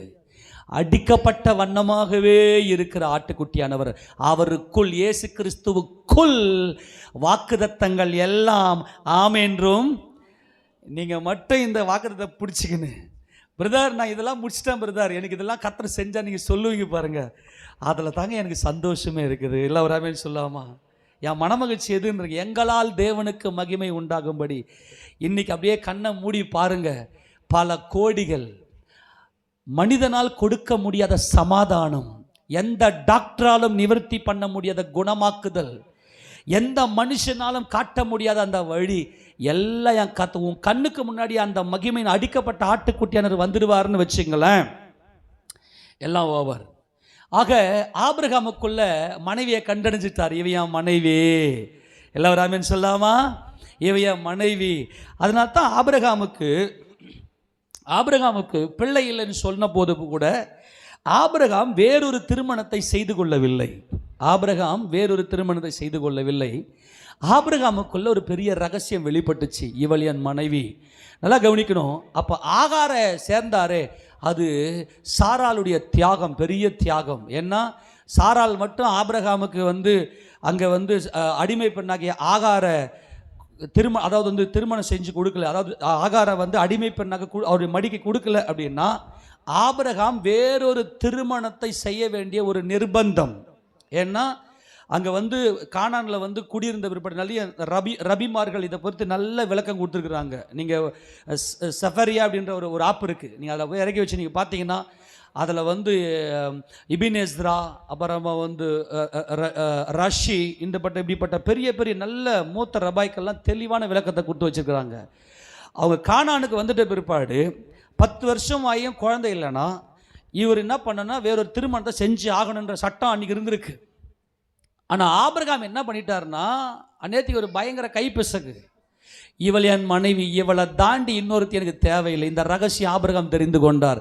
கையை ஊத்துறாமேன்னு சொல்லாமா? இப்போ வேற வழி இல்லை. இப்போ என்ன பண்ணுறாங்கன்னா, சாரலாமாவும் என்ன பண்ண இந்த ரகசியத்தை புரிஞ்சுக்கிட்டு தான் என்ன பண்ணுறாங்கன்னா, வேற ஒரு திருமணம் வேணாம், ஆனால் ஏன் அடிமை பெண்ணை நீ சேரும், அவள் பெத்தெடுக்கிற பிள்ளை எனக்கு சொந்தமானதுன்னு சொல்லி தான் என்ன பண்ணுறாங்கன்னா, அவங்க என்ன பண்ணுறாங்கன்னா அங்கே திருமணம் செஞ்சு மாம்சத்தின்படி உண்டாக்கப்பட்டது அங்கே இருக்கக்கூடிய அந்த சூழ்நிலைக்கு ஏற்ற மாதிரி. அதனால அடிமைத்தனத்துக்குள்ளாக பிள்ளை பிடித்தது. அதனால் ஆபிரகாமுக்கு தெளிவாக தெரிஞ்சது, இன்னொரு திருமணத்தை நான் செய்வது இல்லை, ஒருத்தனுக்கு ஒருத்தி. அவரிடத்தில் ஆவி பரிபூர்ணமாக இருந்தது. பின்ன ஏன் அவர் ஒருவனை படைத்தார்? தேவ பக்தி உள்ள சந்ததியை பெரும்படிக்கு தானே. ஆதலால் உங்கள் மனைவியை குறித்து, உங்கள் தள்ளிவிடுதலை குறித்து, உங்கள் ஆவியை குறித்து எச்சரிக்கையாக இருங்கள் என்று மல்கியா புத்தகத்தில் தெளிவாக நம்ம பார்க்குறோம். நல்லா கவனிங்க. மனைவி என்பது ஒரு பயங்கரமான மிஸ்ட்ரி. குடும்பம் என்பது மிஸ்ட்ரி, ரகசியம், பயங்கரமான ரகசியம். அது தெரியாமல் தான் இன்றைக்கி குடும்பங்கள்லாம் சிதைஞ்சு ஒரு மாதிரி பண்ணுது. இயேசுராஜன் நாமத்துக்கு மகிமையாக உங்கள் வீட்டில் என்ன பிரச்சனை வந்தாலும் அந்த பிரச்சனைக்கான சொல்யூஷன் என்ன, ஏன் இந்த பிரச்சனை வந்துச்சுன்னு எங்களால் கண்டுபிடிக்க முடியும். அதுக்கு தான் உங்களுக்கு ஆலோசனை கொடுக்குறோம். சிம்பிளாக நீங்கள் என்ன பண்ணணும்னு நீங்கள் என்ன பண்ணுவீங்கன்னா அதோடைய வேலை உங்களுக்கு தெரியாது. அதுக்கு தான் கண்ணை மூடிக்குன்னு என்ன பண்ணணும், நம்பணும். ஊழியக்காரனை நல்லா சத்தியத்தின்படி நடக்கிற ஊழியக்காரன் நம்பி என்ன பண்ணணும், ஓகே பிரதர் நாங்கள் செய்கிறோம் பாஸ்டர், இதுக்கு நாங்கள் செய்வோம் அப்படின்னு உங்களை நீங்கள் ஒப்பு கொடுக்கணும். நல்லா கவனிங்க. இப்போ இந்த இடத்துல ஆபிரகாமுக்கு இந்த ரகசியம் புரிந்து கொண்டபடினாலே வேறொரு திருமணம் செய்ய மாட்டேன்ற உறுதி, குடும்பத்தை பற்றின ரகசியம் மனைவியை கண்டடைந்தபடினால தான் அங்கே சாராள் அம்மா என்ன பண்ணாங்கன்னா உறுதியாக இருந்து கொண்டு ஆகாரை திருமணம் செய்யும்படியாக அங்கே நிர்பந்திக்கிறாங்க. இந்த பிள்ளை மாம்சத்தின்படி பிறந்த பிள்ளை, இது வாக்குத்தத்தத்தின்படி பிறந்த பிள்ளை அல்ல. இது என்ன பிள்ளை? வாக்குத்தத்தின்படி பிறந்த பிள்ளை அல்ல. ஏறக்குறைய அவருக்கு 85 வயசு இருக்கும்போது என்ன பண்ணுறாங்க, இவருக்கு திருமணம் நடந்து அந்த ஆகாரை பெற்றிருக்கிறாங்க. ஆனால் வேதம் என்ன சொல்லுகிறது? எடுத்து வாசிங்க பார்க்கலாம். ரோமருக்கு நிருபம் 9வது அதிகாரத்தில் அப்போஸ்தலனாகிய பவுல் இதை குறித்த ஒரு விளக்கத்தை கொண்டு வருகிறார். வேகமாக திருப்பிக் கொள்ளுங்க. ரோமருக்கு நிருபம் 9வது அதிகாரத்தில் 6-7 வசந்த வாசிங்க பார்க்கலாம். 6-7-8. தேவ வசனம் அவமாய் போயிற்று என்று சொல்லக்கூடாது. வசனம் அவமா போயிருச்சாப்பா? ஏனென்றால் இஸ்ரவேல் வம்சத்தார் எல்லாரும் இஸ்ரவேலர் அல்லவே, அவர்கள் ஆபிரகாமின் சந்ததியார் ஆனாலும் எல்லாரும் பிள்ளைகள் அல்லவே. ஈசாக்கினிடத்தில் உன் சந்ததி விளங்கும் என்று சொல்லி இருக்கிறதே, அது எப்படி என்றால் மாம்சத்தின்படி பிள்ளைகளானவர்கள் தேவனுடைய பிள்ளைகள் அல்ல, வாக்குத்தத்தத்தின்படி பிள்ளைகளானவர்களே அந்த சந்ததி என்று எண்ணப்படுகிறார்கள். கரங்களை உயர்த்தாமல் சொல்லாமா? மாம்சத்தின்படி என்ன தெரியுமா? எங்கம்மா போறீங்க? சர்ச்சுக்கு போறேன். ஏன் போறீங்க? இன்னைக்கு ஞாயிற்றுக்கிழமை சர்ச்சுக்கு போய் ஆகணும், அதெல்லாம் போறேன். இதெல்லாம் மாம்சம். இவங்க தொல்லை எல்லாரும் இழைக்க பண்ணும். ஆனா வாக்குத்தத்தத்தை பெற்றுக்கொண்டு எங்க அப்பாவை ஆராதிக்க போகிறேன், அல்லேலூயா, என் தேவனை ஆராதிக்க போற, அவர் என்னோடு உடன்படிக்கை செய்திருக்கிறார். வாக்குத்தத்தத்தின்படியானவங்க தான் பிள்ளைங்க. ஆபிரகாமுக்கு ரகசியம் தெரிஞ்சிச்சு. அதனால தான் என்ன பண்ணிட்டாங்கன்னா இவர் வேற திருமணம் செய்ய மாட்டாருன்னு அங்கே ஒரு 2 பேரும் டிஸ்கஸ் நல்லா வந்துச்சு. ஆபிரகாம் உறுதி. என்ன? ஆபிரகாம் ஜீவனை கண்டடைந்து விட்டார், மனைவியை கண்டடைந்து விட்டார். நல்லா கவனிக்கணும். இப்போ சாராள் அம்மாவும் என்ன பண்ணாங்கன்னா, சாராள் அம்மாவுக்குள்ள ஒரு பெரிய வெளிச்சம் கிடைக்குது. இவங்க என்ன பண்ணாங்கன்னா தாம் புருஷனுக்கு கீழ்ப்படிந்திருந்தார்கள். அதை தான் பேதுரு நிருபத்தில் எழுதுறாரு. எடுத்து வாசிக்க பார்க்கலாம். 1 பேதுருவின் புத்தகம் 3வது அதிகாரத்தில் 5-6 வசனம் வாசிக்க பார்க்கலாம். இப்படியே பூர்வத்தில் தேவனிடத்தில் நம்பிக்கையாய் இருந்த பரிசுத்த ஸ்திரீகளும் தங்களுடைய புருஷர்களுக்கு கீழ்ப்படிந்து தங்களை அலங்கரித்தார்கள். எல்லாம் கையை ஊத்துறாங்க சொல்லுங்க. இவங்களுடைய அலங்காரம் பண்றது எவ்வளவு பேருக்கு ஆசையா இருக்கும் இல்லையா? அலங்காரம் பண்றது அழகு இல்லையா? அலங்காரம் பண்றது என்னதுங்க? அழகு தானே. அந்த அழகு அலங்காரம் பண்ணுறது நல்லா மனமகிழ்ச்சியாக இருக்கு இல்லையா? ஓடி ஓடி கண்ணாடிக்கு முன்னாடி பார்த்து. இப்போ வேறு எல்லாம் ஆன்லைனில் ஷாப்பிங் வந்துச்சு இல்லையா? இப்போ பொதுவாகவே எல்லாருமே இப்போ இந்த கொளுத்துற வெயிலில் மூஞ்செல்லாம் ஒரு எரியுது, நல்லா ஜில்லுன்னு ஏதாச்சும் அந்த மாதிரி கிரீம் எதாவது போட்டு நல்லா ஏதோ ஒன்று பண்ணி இந்த அலங்காரம் பண்ணுறது பொதுவாகவே குறிப்பாக பார்த்தீங்கன்னா பெண்களுக்கு எல்லாம் என்ன செய்யுது? அலங்காரம் பண்ணுறது இல்லை, பெரிய விஷயம் இருந்தால் கூட எங்கேயாச்சும் வெளியே கிளம்பி போகணுன்னாவே நான்லாம் கொஞ்சம் இந்த மாதிரி விஷயத்தில் கொஞ்சம் விவேகமாக செயல்படுவேன். முதல்ல ரூத்தம்மாவை போய் கிளம்பு, புண்ணியம்மா நீ முதல்ல போய் குளிச்சுட்டு நீ ரெடி ஆகுன்னு சொல்லிட்டு முதல்ல அதை கிளம்ப விட்டுட்டு அதை முடிச்சுட்டு வரலாங்காட்டி என்ன பண்ணிடுவோம், சருன்னு முடிச்சுட்டு வந்துடுவோம் நம்ம. ஏன்னா பொதுவாகவே இந்த அலங்காரம், பெண்கள் என்பது அலங்காரம் டைம் எடுக்கும். அலங்காரம்னா பொதுவாக கிளம்பி வெளியே போகிறதுக்கே. நல்லா கவனிக்கணும். இப்போது சாராள் அம்மாவுக்கு என் புருஷனுக்கு நான் எப்படியெல்லாம் நான் கீழ்ப்படியணும், அப்படியே உள்ள பொங்கி கீழ்ப்படிஞ்சிருக்குப்பா. அது எப்படி இந்த காட்சி பாருங்க. ஒரு ரகசியத்தை சொல்ல போகிறேன், நல்லா கவனிங்க, ரொம்ப முக்கியமானது. இவங்க எப்படி அலங்காரம் பண்ணாங்கன்னா எனக்கு புரியாதவங்களா, எனக்கு புரியாமல் இருக்கலாம். பாருங்க, இந்த அம்மா எப்படி அலங்காரம் பண்ணியிருக்கிறாங்க, எனக்கு புரியாமல், என் புருஷன் சொல்றது எனக்கு புரியாமல் இருக்கலாம். ஆக்சுவலாக எல்லாத்தையுமே என் புருஷனுக்கு நான் எல்லா காரியத்தை செட்டில் பண்ணுறேன். ஆனால் ஒரு சில காரியங்கள் எனக்கு புரியாமல் காரியத்தை என் புருஷன் சொன்னார்னா அப்படியே கீழ்ப்படிஞ்சு, அது என் புத்திக்கு எட்டாமல் இருக்கலாம். ஆனால் என் புருஷன் சொல்லிட்டாரு. அது எப்படி அந்த அம்மா பண்ணி கொஞ்சம் கற்பனை பண்ணி பாருங்களேன்.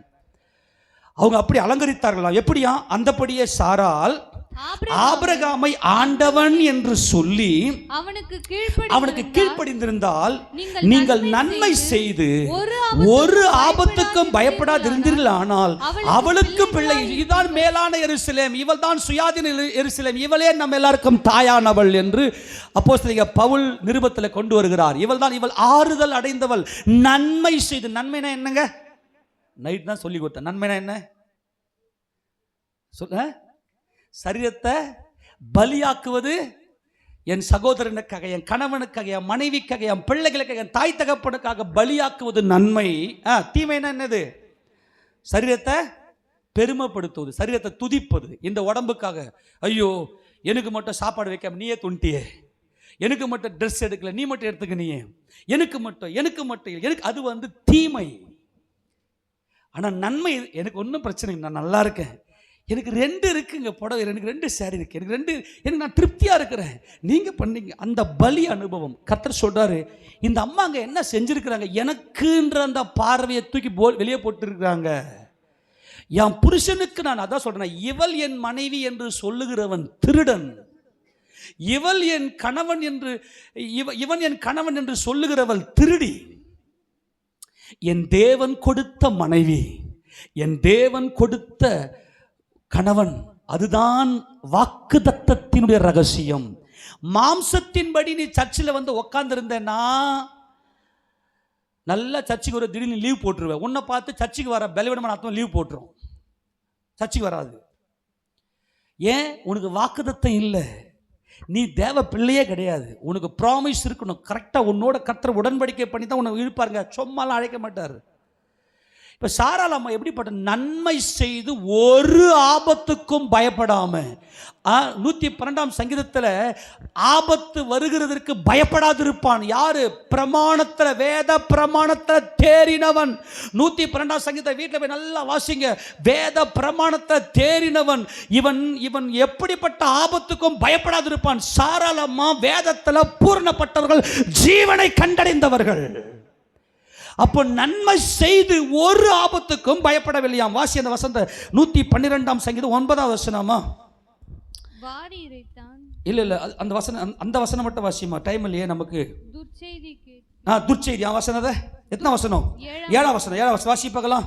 துர்ச்செய்தியை கேட்கிறதுனால் பயப்படான். எந்த ஆபத்துக்கும் பயப்படாத அனுபவம் அது வந்து பெண்களுக்கு இன்னைக்கு வேணும். சில பேருக்கு பிளட்டு போயினே இருப்பாங்க, அங்கே ஒரு ஆக்சிடென்ட் நடக்கும், அங்கே பிளட்டு அப்படி பிளட்டு வந்து ஐயோ எனக்கு படப்படுக்குது, எனக்கு ஒரு மயக்கம் வருது, அங்கே பிளட் இருக்கும். இப்போ பொதுவாக பிளட்டு வெளியே போச்சுதாவே ஒரு மாதிரி மயக்கம் வரும் இல்லையா?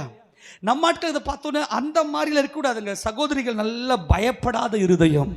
எங்கேயோ யாருக்கோ என்ன நடக்கும், நமக்கு நடந்துருமா, நம்ம பிள்ளைங்களுக்கு நடந்துடுமா, என் பிள்ளைக்கு எதுனா ஆயிடுமா, ஏந்து நடுறா பிள்ளை அடிபட்டு வருது, பிள்ளை ஏதோ பிரச்சனை வருது, ஒன்று நடுறா, என்னடா நீ இதுக்கு அப்படி தைரியத்தை சொல்லி இதுவே அழுது அந்த பிள்ளைய, அது சும்மா கொஞ்சம் அந்த பிள்ளைய தெம்பா வரும். ஐயோ என்ன இது அலறலையே பார்த்தா அந்த பிள்ளைக்கு ஹார்ட் அட்டாக்கே வந்துடும் பொழுது. ஐயோ நம்ம அழுதுருக்கணுமா, நம்ம அழாமல்லாம் வந்துட்டோம்.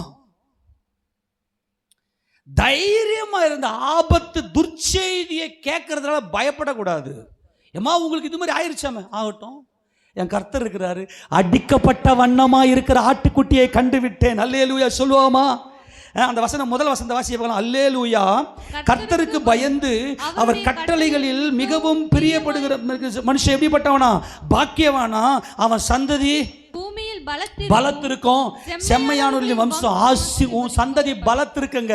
பிரமாணத்தை நோக்கி பார்த்திருக்கணும், இந்த சத்தியத்தை நீ அறிஞ்சிருக்கணும். சாராள் அம்மா ஒரு ஆபத்துக்கும் பயப்படலையா?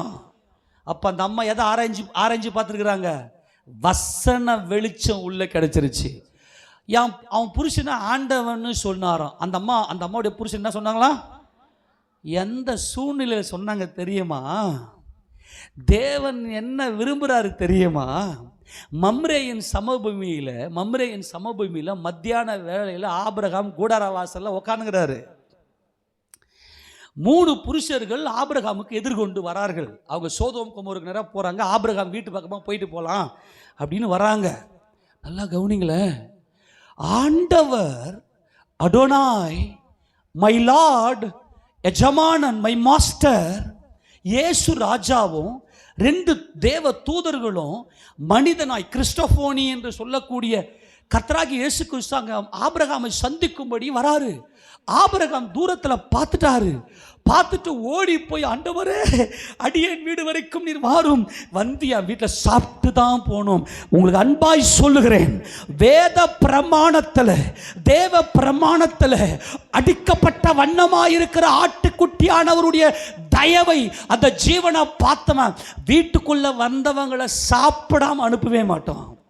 வீட்டு கூட்டங்களை வைக்கிறத எதுக்கு தெரியுமாயா?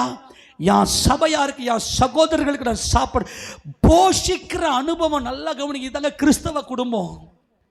கிறிஸ்தவ குடும்பம் என்ன? வீட்டு கூட்டத்தை வச்சு சோற போடுங்க. ஆபிரகாமுடைய மனநிலை தெரியுமா? நீர் எங்க வீட்டில் போஜனம் இருக்கு, உங்க தயவு என் வீட்டில் இருக்கு, என் வீட்டில் நீ சாப்பிட்றதுக்கு நீ வரணும், கொஞ்சம் அப்பம் கொஞ்சம் தண்ணீர் ப்ளீஸ். கெஞ்சி குனிஞ்சி போய் கெஞ்சி கேட்குறாரு. சரி வா வா நீங்கள் இங்கே வெயிட் பண்ணுங்க ஆண்டவரே. கட்ட கட்ட கட்டன்னு ஓடி போய் ஒரு இளங்கன்றை, ஆமேனா, எதை அடிக்கிறாரு? இதெல்லாம் நம்ம வாசிக்க டைம் இல்லை. இளங்கன்று எடுத்து கொடுத்து சாராள் கிட்ட சொல்கிற, அம்மா சாராள் 3 படி மாவு எடுத்து அப்பம் சுடு, நல்ல புளிப்பில்லர் அப்பம் சுடு அப்படின்னு சொல்லிட்டு ஓடுறாரு. சிக்கன்லாம் போடல, சிக்கன்லாம் போகிறதுல வேஸ்டியா. முன்னாடிலாம் சும்மா என்னுடைய அபிப்பிராயத்தை சொல்கிறேன். முன்னாடிலாம் சிக்கன் அப்படின்னா என் மனநிலை எப்படி இருந்துச்சுன்னா, அது ஸ்லோ பாய்சன்.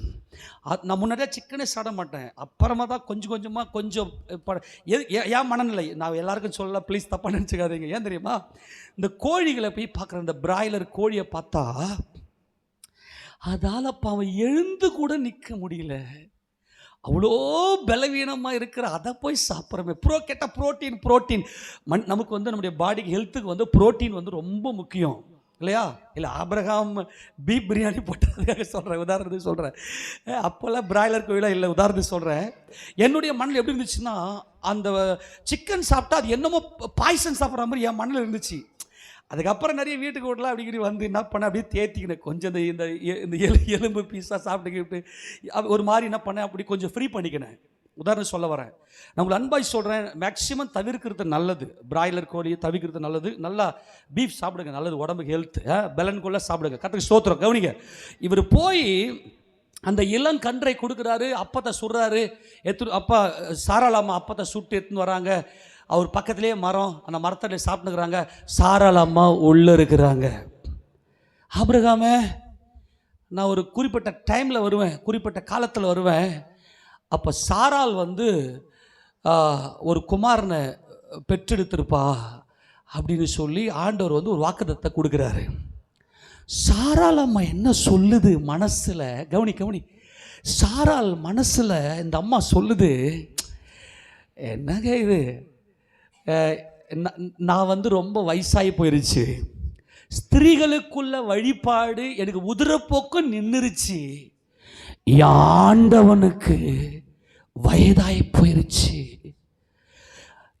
ஆண்டவனுக்கு ஆண்டவர் அங்க இருக்கிறார்.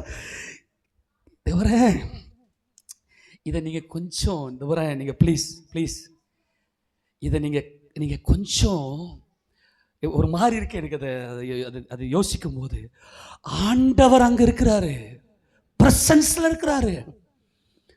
ஆபிரகாமுடைய வீட்டில் ஆண்டவர் அடிக்கப்பட்ட வண்ணமா இருக்கிற இவர், அவரை நோக்கி பார்த்த பார்வை சாராளுக்கு, இவருக்குள்ள நான் பூரணமா இருக்கிறேன், அதனால் தான் மறுபடியும் பாபிலோனுக்கு போல இவர் வாக்குத்தத்தம் கொடுத்து கூட்டிட்டு வந்திருக்கிறாரு. உன் சந்ததியை வானத்து நட்சத்திரங்களை போல ஆக்குவேன். குழந்தை இன்னும் இல்லை. ஏன் இவங்க பாபேலுக்கு திரும்பி போகல? அவர் அடிக்கப்பட்ட வண்ணமா இருக்கிறார். அவருடைய தழும்புல நான் பூரணமா இருக்கிறேன். ஆண்டவர், அவர் ஆண்டவரை வீட்டில் வச்சுக்கின்னு, நல்லா கவனி, ஆண்டவரை வீட்டில் வச்சுக்கின்னு மனசுக்குள்ள என் ஆண்டவன் வயது சென்ற, ஐயோ இது பயங்கரம். இது 90, இப்போ சாராளம்மாக்கு 89 வயசு. ஆண்டவர் சந்தோஷப்பட்டாரு பாருங்க. சாராளுடைய குடும்பத்தை கட்டிடாடா, அவ குடும்பத்தை கட்டிட்டாடா அவ. ஏன் அந்த வசனம், மை லார்ட், என் ஆண்டவனுக்கு. இந்த அம்மா மனசுக்குள்ள நினைக்குது, நகைப்பு, சிரிப்பு, அடிக்கப்பட்ட வண்ணமாய். அந்த சிரிப்புக்கு அர்த்தம் என்ன தெரியுமா? உலகத் தோற்றத்துக்கு முன்பதாகவே என் கர்த்தர் எனக்காக அடிக்கப்பட்டாரு. அவருடைய என் நன்மைகள், என் சுகங்கள், என் மன சந்தோஷங்கள். இன்னைக்கு நிறைய பேர் மன குழப்பத்தில், இன்னைக்கு நிறைய பேர் மன தெளிவில்லாம, போராட்டத்தோட, சஞ்சலத்தோட, வேதனையோட, இவங்கெல்லாம் அந்த சிரிப்பை இழந்துட்டாங்க, அந்த மனமகிழ்ச்சி இழந்துட்டாங்க. என் ஆண்டவன், என் இயேசுராஜன், என் கர்த்தர் அடிக்கப்பட்ட வண்ணமா இருக்கிறார். அவரை நான் நோக்கி பார்த்ததுனால, அந்த ஜீவனை கண்டதுனால என் புருஷனை கண்டிருக்கிறேன். என் ஆண்டவனுக்கு இங்க ஏன் பேதுரு எடுத்தாங்க எழுதுறாரு நினைக்கிறீங்க? ஏய், ஆண்டவர் அங்க இருக்கிறாரா, பிரசன்ஸ்ல இருக்கிறாரு. அந்த ஆண்டவர் அங்க, அந்த வீட்டுக்குள்ள ஆண்டவர் இருக்கிறாரு. இவன் ஆண்டவன் அவன் புருஷனை சொன்னா பாருங்க, ஏசு ராஜா அப்படியே சும்மா அப்படியே துள்ளி குதிச்சிட்டாருங்க ஏசு ராஜா. இன்னைக்கு எத்தனை மனைவிகளுக்கு வீட்டுக்கார ரகசியம் புரிஞ்சிருக்கு, குடும்ப ரகசியம் புரிஞ்சு. வாக்குத்தத்தம் ஏன் தெரியுமா? ஏன் இப்போ ஆபிரகாமுக்கு 100 வயசு வரைக்கும் பிள்ளை இல்லை, சாராளுக்கு 89 வயசு வரைக்கும் பிள்ளை இல்லை. அவளுடைய மனதில் குடும்பத்தை பற்றின ரகசியம் அந்த அம்மாவுக்கு பூர்ணப்படாமல் இருந்துச்சு. கொஞ்சம் கொஞ்சமாக என்னால் அதை கிரகிக்கவே முடியல. கர்த்தர் வெளில வந்தார். இப்போ சாராளுடைய மனம், என் புருஷன் ஆண்டவன், என் புருஷனுக்கு நன்மை செய்யணும், ஒரு ஆபத்துக்கு நான் பயப்பட மாட்டேன். அந்த பயமில்லாத பூர்ணமாக்கப்பட்ட அந்த சுயாதீன எருசலேம்,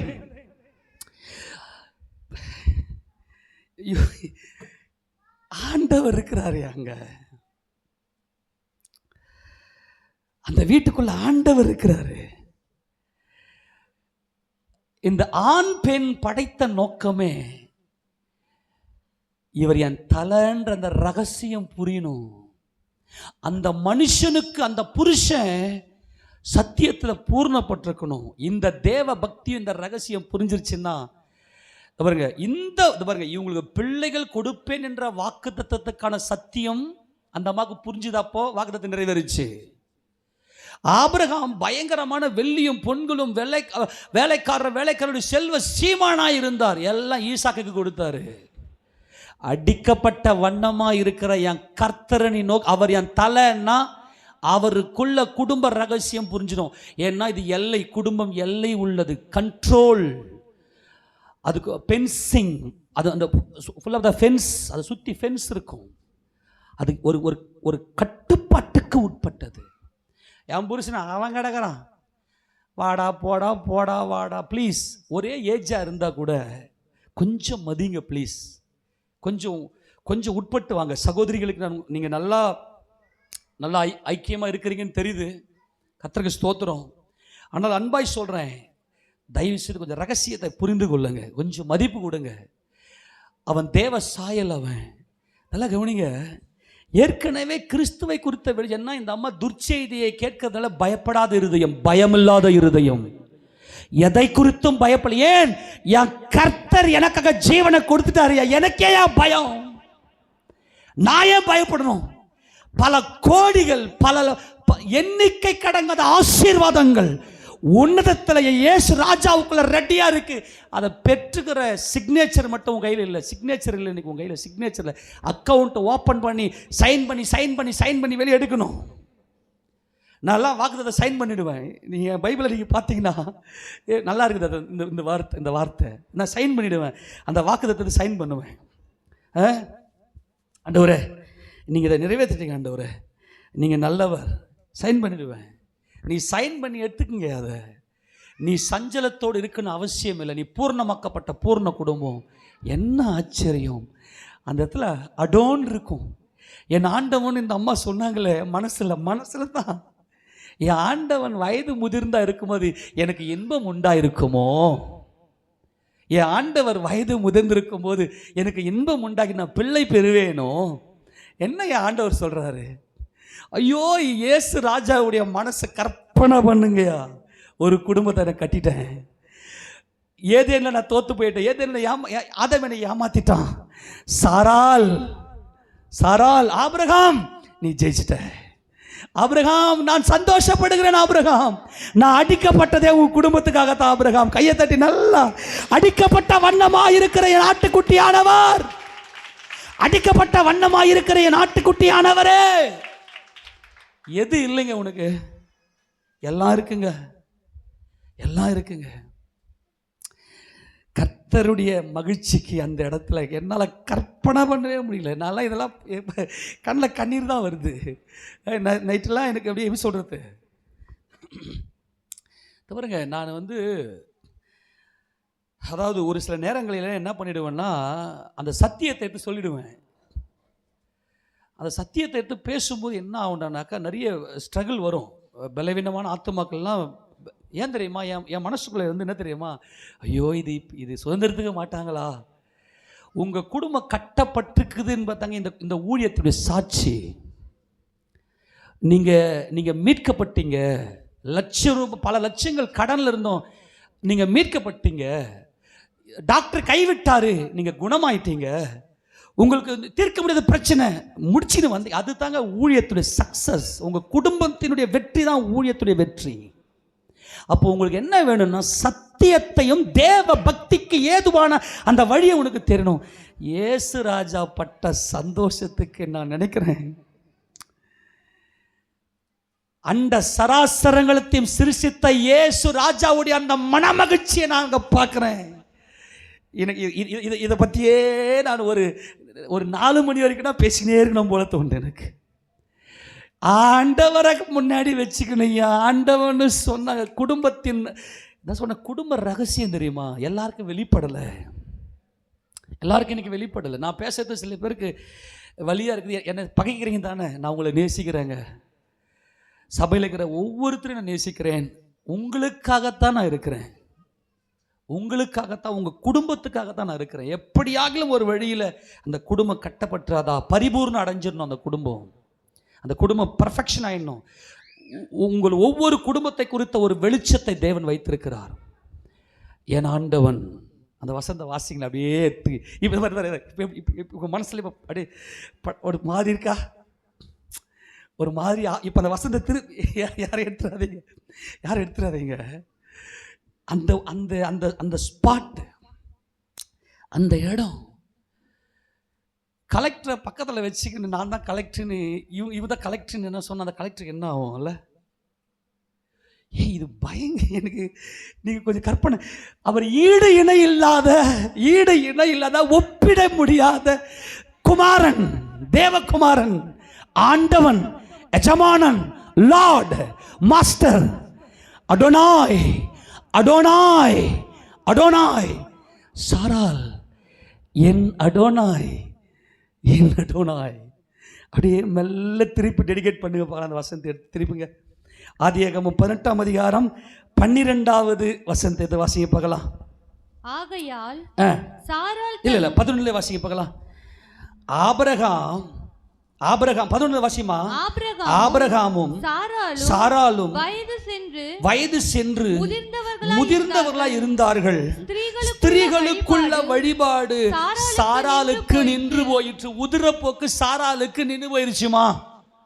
இங்க பரிசுத்த ஆவியானவர் சொல்றாரு, 2 பேரும் ரொம்ப வயது முதிர்ந்து போயிருச்சு, இயற்கைக்கு அப்பாற்பட்ட காரியத்துக்குள்ள போயிட்டாங்க அப்படின்னு. அதுக்கு என்ன காரணம்? 10 வாசி. அப்போது அவர், ஒரு உற்பவ கால திட்டத்தில் நிச்சயமாய் உன்னிடத்திற்கு திரும்ப வருவேன், அப்பொழுது உன் மனைவியாகிய சாராளுக்கு ஒரு குமாரன் இருப்பான் என்றார். சாராள் அவருக்கு பின்புறமாய் கூடார வாசலில் இதை கேட்டுக் கொண்டிருந்தார். சாராள் கூடார வாசலில, கூடார வாசல் என்பது மாம்சத்தை சிலுவையில் ஆணி அடித்த அனுபவம். கூடார ஆணியினாலே தன்னுடைய மாம்சத்தை சிலுவையில, உபதேசத்தை கேட்டு தன்னுடைய மாம்சத்தை சிலுவையில, தீமையை, புருஷனை எதிர்க்கிற, புருஷனுக்கு விரோதமாய் கிரியை செய்கிற, புருஷனுக்கு விரோதமாய் குடும்பத்தை கெடுக்கிற நரிக்கு, அந்த பொல்லாத நரியை சிலுவையில் ஆணி அடித்த அனுபவம் தான் இந்த கூடாரத்தில். சாராள் எங்கே இருந்தால்? கூடாரத்தில். கூடார ஆணியாகிய நம்முடைய பண்டிகைகள் ஆசரிக்கப்படுகிற சீயோனை நோக்கி பார். உன் கண்கள் எருசலேமை அமெரிக்கையாகவும் சமாதானமான தாபரமாகவும் கண்கள் காணும். அதனுடைய ஆணிகள் பிடுங்கப்படுவதில்லை, அதனுடைய கயிறுகள் அறுக்கப்படுவதில்லை. மகிமையுள்ள கர்த்தர் அங்கே உனக்கு மகா விசாலமான நதிகளும் ஆறுகளும் உள்ள ஸ்தலம் போல் இருப்பார். அந்த மகிமையுள்ள கர்த்தரை கண்டவள் தான் இந்த சாராள். அவள் கூடாரத்தில் இருக்கிறாள். ஆபிரகாம் இயேசு ராஜாவுக்கு சாப்பாடு கொடுத்து இருக்கிறாரு. நல்லா வயிறார சாப்பிட்டுட்டு ஆசீர்வதிக்கிறார். இப்போ நம்ம சகோதரி சுவாதி வந்து ஹாஸ்பிட்டலில் இருக்கும்போது ஃபோன் பண்ணி, அண்ணா இந்த மாதிரி ஆப்ரேஷன், இந்த மாதிரி டாக்டர் வந்து சொன்னாங்க, இந்த மாதிரி ஆப்ரேஷன் பண்ணணும்னு சொன்னாங்க, இந்த டேட்டில் இருக்குன்னு சொன்னாங்க, இந்த மாதிரி 2 பேர் செத்து போயிட்டாங்க ஆப்ரேஷன் பண்ணி, எனக்கு என்ன அவங்களுக்கு தெரியல பயம், இப்படி தான் சொல்லிச்சே தவிர ஒரே ஒரு நாள் கூட எனக்காக ஜெபம் பண்ணுங்க அப்படின்னு கேட்கவே இல்லை. என்னடா இது! ஆனால் நான் என்ன பண்ணேன், ஆண்டவரே எனக்கு கொஞ்சம் பயம் வந்துச்சு. நான் ஆண்டவரே 2 பேர் செத்து போயிட்டாங்களாமே. இப்போ இன்னொரு பிரச்சனை என்னென்னா, டாக்டர் வந்து சொல்லிவிட்டு உனக்கு ஹார்ட்டில் ஓட்டம் இருக்குது, ஆனால் வால்வுலேயும் கொஞ்சம் பிரச்சனை இருக்குன்னு வர சொல்லிட்டாங்க. எனக்கு இன்னும் பயமாகி போச்சு. என்ன ஆப்ரேஷன் பண்ணும்போது மூச்சு திணறல் 2 பேர் செத்து போயிட்டாங்கன்னு ஃபோனை பண்ணுது. நான் என்ன தெரியுமா ஜெபம் பண்ணேன், ஆண்டவரே இப்போ அந்த மகளுக்குள்ளே நற்கிரியை பார்க்கணும். அந்த மகளுடைய ஜப வாழ்க்கையோ இல்லை மற்ற கிரியைகளோ அதெல்லாம் இல்லை. ஆண்டவரே அந்த வீட்டில் என்னை கூப்பிட்டு சோறு போட்டுச்சு. ஆண்டவரே நான் இங்கே பலிபீடத்தில் நின்று தேவ சமூகன்னு பேசுகிறேன். ஆண்டவரே என்னை கூப்பிட்டு சோறு போட்டுச்சு. ஆண்டவரே கல்யாண நாளுக்கு குழந்தைங்க பர்த்டேக்கெல்லாம் என்னை கூப்பிட்டு சாப்பாடு போட்டுச்சு. ஆண்டவரே நினைங்க ஆண்டவரே, அந்த மகளை நினைங்க ஆண்டவரே. என் மனசில் அப்படியே ஜெபம் பண்ணேன். நல்லா கவனிங்க, எல்லா கிரியைக்கும் பலன் இருக்குது. நான் தேவனுடைய ஊழியக்காரன், என்னை கூப்பிட்டு சோறு போட்டாங்க ஆண்டவரே. நான் ஒன்று சத்தியத்தின்படி கொண்டு வருகிறவன். அப்போ நான் அங்கே போய் அந்த ஆப்ரேஷன் தேட்டரில் ஆப்ரேஷன் தேட்டருக்குள்ளே அமைச்சிட்டு வெளியே உட்காந்து ஜெபம் பண்ணுகிறேன். ஆண்டவரே நீங்கள் இரக்கம் பாராட்டும். ஏன்னா வால்வலியும் கொஞ்சம் ப்ராப்ளம் இருக்குது. அப்போது ஆன்ஜியோ பண்ணிட்டு தான் அந்த ஓட்டை அடிச்சிருக்கணும். ஆன்ஜியோ பண்ணுறதுக்கு நேரம் இல்லை, ஓட்டை ரொம்ப அவ்வளோ பெருசாக இருக்குது. அந்த மாதிரி கிரிட்டிக்கல் கண்டிஷன். நான் அப்படி தான் ஜெபம் பண்ணேன். எல்லா காரியத்துக்கும் ஒவ்வொரு காரியத்தையும் அந்த கிரியைகளை நீங்கள் என்னென்னலாம் செய்தீங்க, அந்த கிரியெல்லாம் என் மைண்டில் இருக்குது. அதுக்காக கர்த்தரை ஸ்தோத்திரம் பண்ணி கொண்டு இருப்பேன். இப்போ இயேசுராஜா நல்லா சாப்பிட்டுட்டு இப்போ என்ன பண்ண ஆசீர்வதிக்கிறாரு. சாராள் கூடாரத்தில் இருக்கிறாங்க. தொடர்ந்து வாசிங்க. ஆபிரகாம் சாராள் வயது சென்று முதிர்ந்தவர்களாய் இருந்தார்கள். ஸ்திரீகளுக்குள்ள வழிபாடு சாராளுக்கு நின்று போயிற்று.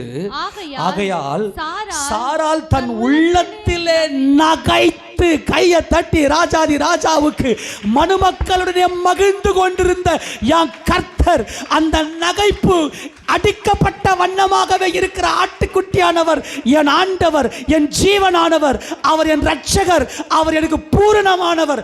அவர் இருக்க என் புருஷனுக்கு நான் நன்மை செய்வேன். எனக்கு ஏதியா பயம்? எனக்கு ஏதியா பயம்? நான் ஏன் பயப்படணும்? அந்த உள்ளத்தில் நகைத்து ஷாக்கக் ஷாக்கக் ஷாக்கக். அதுக்கு தான் இட்சகாக் வந்தார். இட்சகாக் ஈசாக் என்றால் அவர் சிரிக்கிறார்.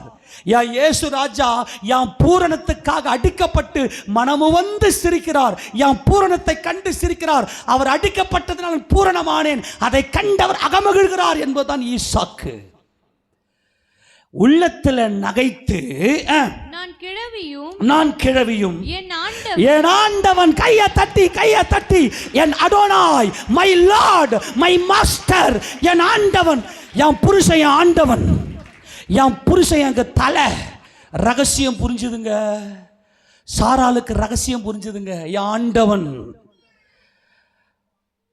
சபை கிறிஸ்துவுக்கு கீழ்ப்படுகிறது போல ஒவ்வொரு ஸ்திரியும் தாம் புருஷனுக்கு கீழ்ப்படியுங்கள் என்பது பிரமாணம். என் ஆண்டவனுக்கு நான் நன்மையை மாத்திரம் செய்வேன், எதை குறித்தும் பயப்படாமல் என் குடும்பத்தை நடத்துவேன்.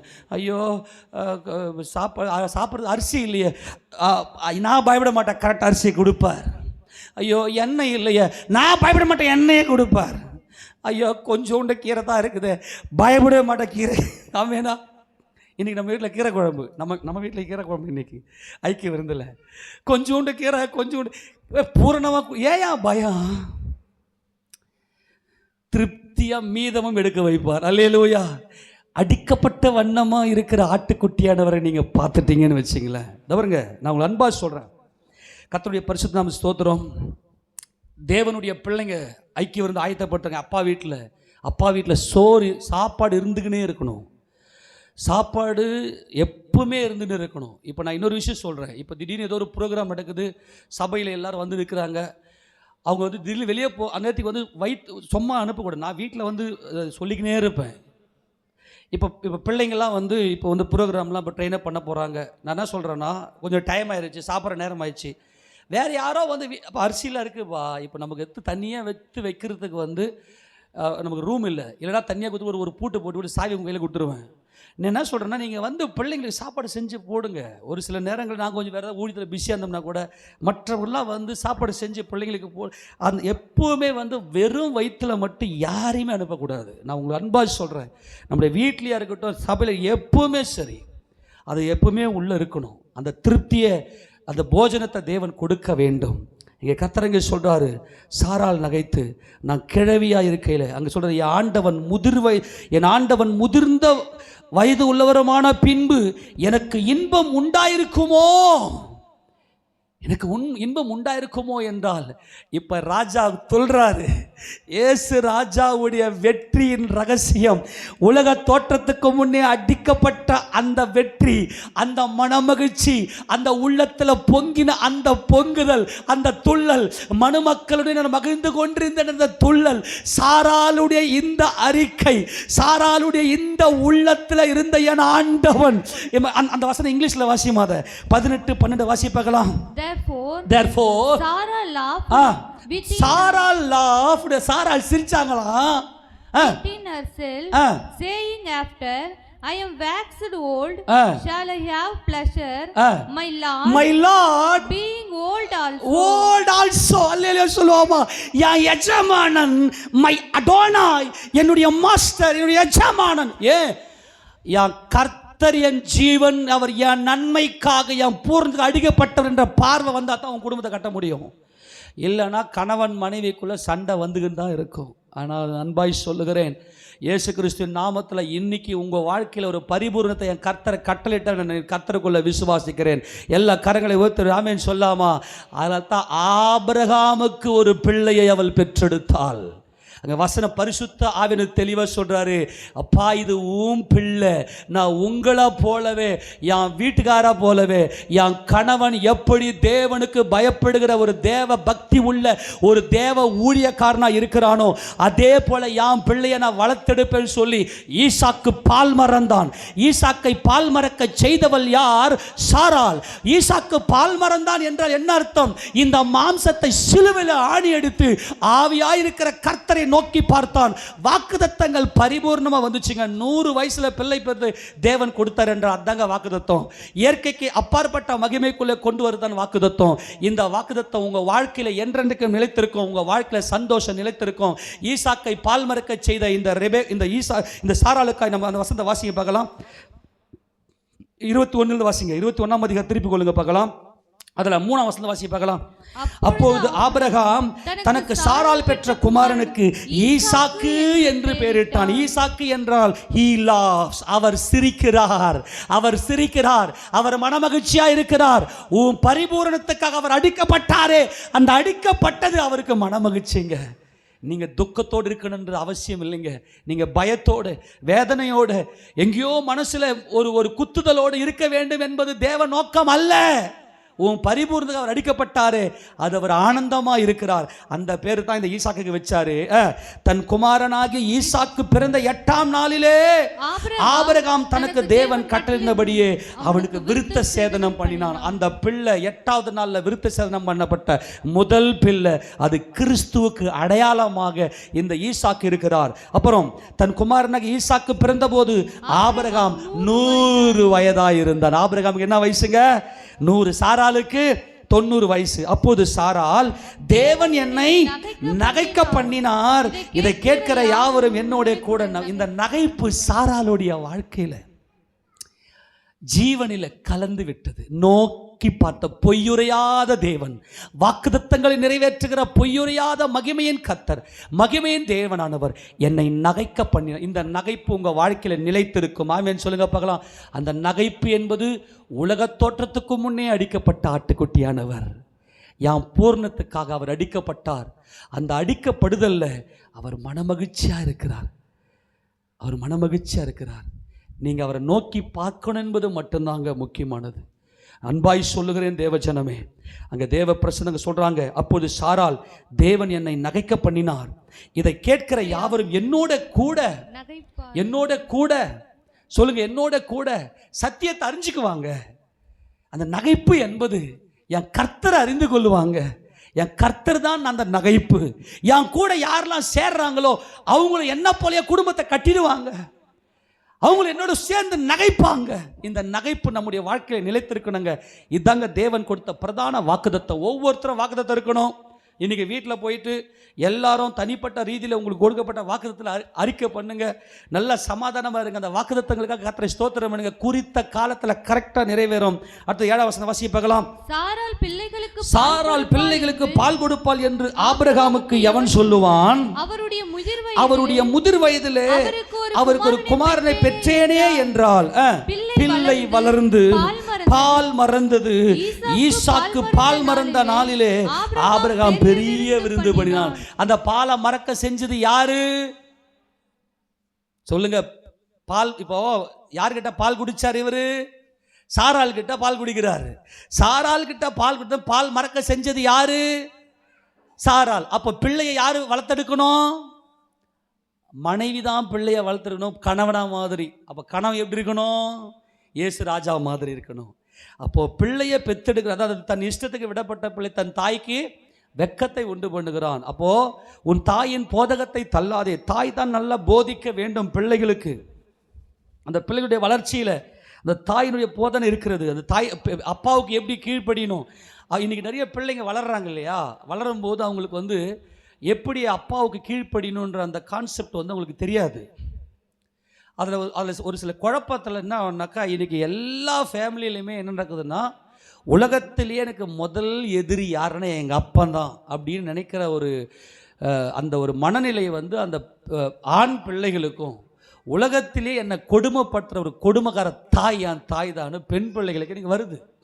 எல்லாருக்குள்ளே டச் பண்ணுங்க. இது அதுக்கு என்ன ரீசன் அப்படின்னா, நகைப்பு இல்லை, மனமகிழ்ச்சி இல்லை, சிரிப்பு இல்லை. அடிக்கப்பட்ட வண்ணமாக இருக்கிற வாக்குத்தத்தத்தின் தேவன், வாக்குத்தத்தத்தின் சுதந்திரவாளி, எனக்காக ஜீவனை கொடுத்த என் கர்த்தரை அறிகிற அந்த அறிவு இல்லாததுனால தான் எனக்கு பிள்ளைங்க இன்னைக்கு நாசமாக போகிறாங்க. தயவு செய்து அன்பாய் சொல்கிற சகோதரிகளே, குடும்பத்தை கட்டுங்க. சகோதரர்களே, குடும்பத்தை கட்டுங்க. ஆக ஈசாக்கு பால் மறக்க செய்து அந்த பிள்ளை கிறிஸ்துவாக மாற்றியது இந்த மகிமைதான். கர்த்தருடைய பரிசுத்தத்தை நம்ம மகிமைப்படுவதாக. சாராளுக்கு உண்டான அந்த நகைப்பு நம்முடைய குடும்பங்கள் என்றென்றைக்கு நிலைத்திருப்பதாக. பொய்யுரையாத தேவன் வாக்குத்தத்தங்களை நிறைவேற பண்ணி நம்மை சமாதானம் நடத்துவாராக. எல்லாரும் முழங்கால் படியிடலாம். அன்புள்ள ஆண்டவரும் எங்கள் இரட்சகருமாய் இருக்கிறவரே, நாங்கள்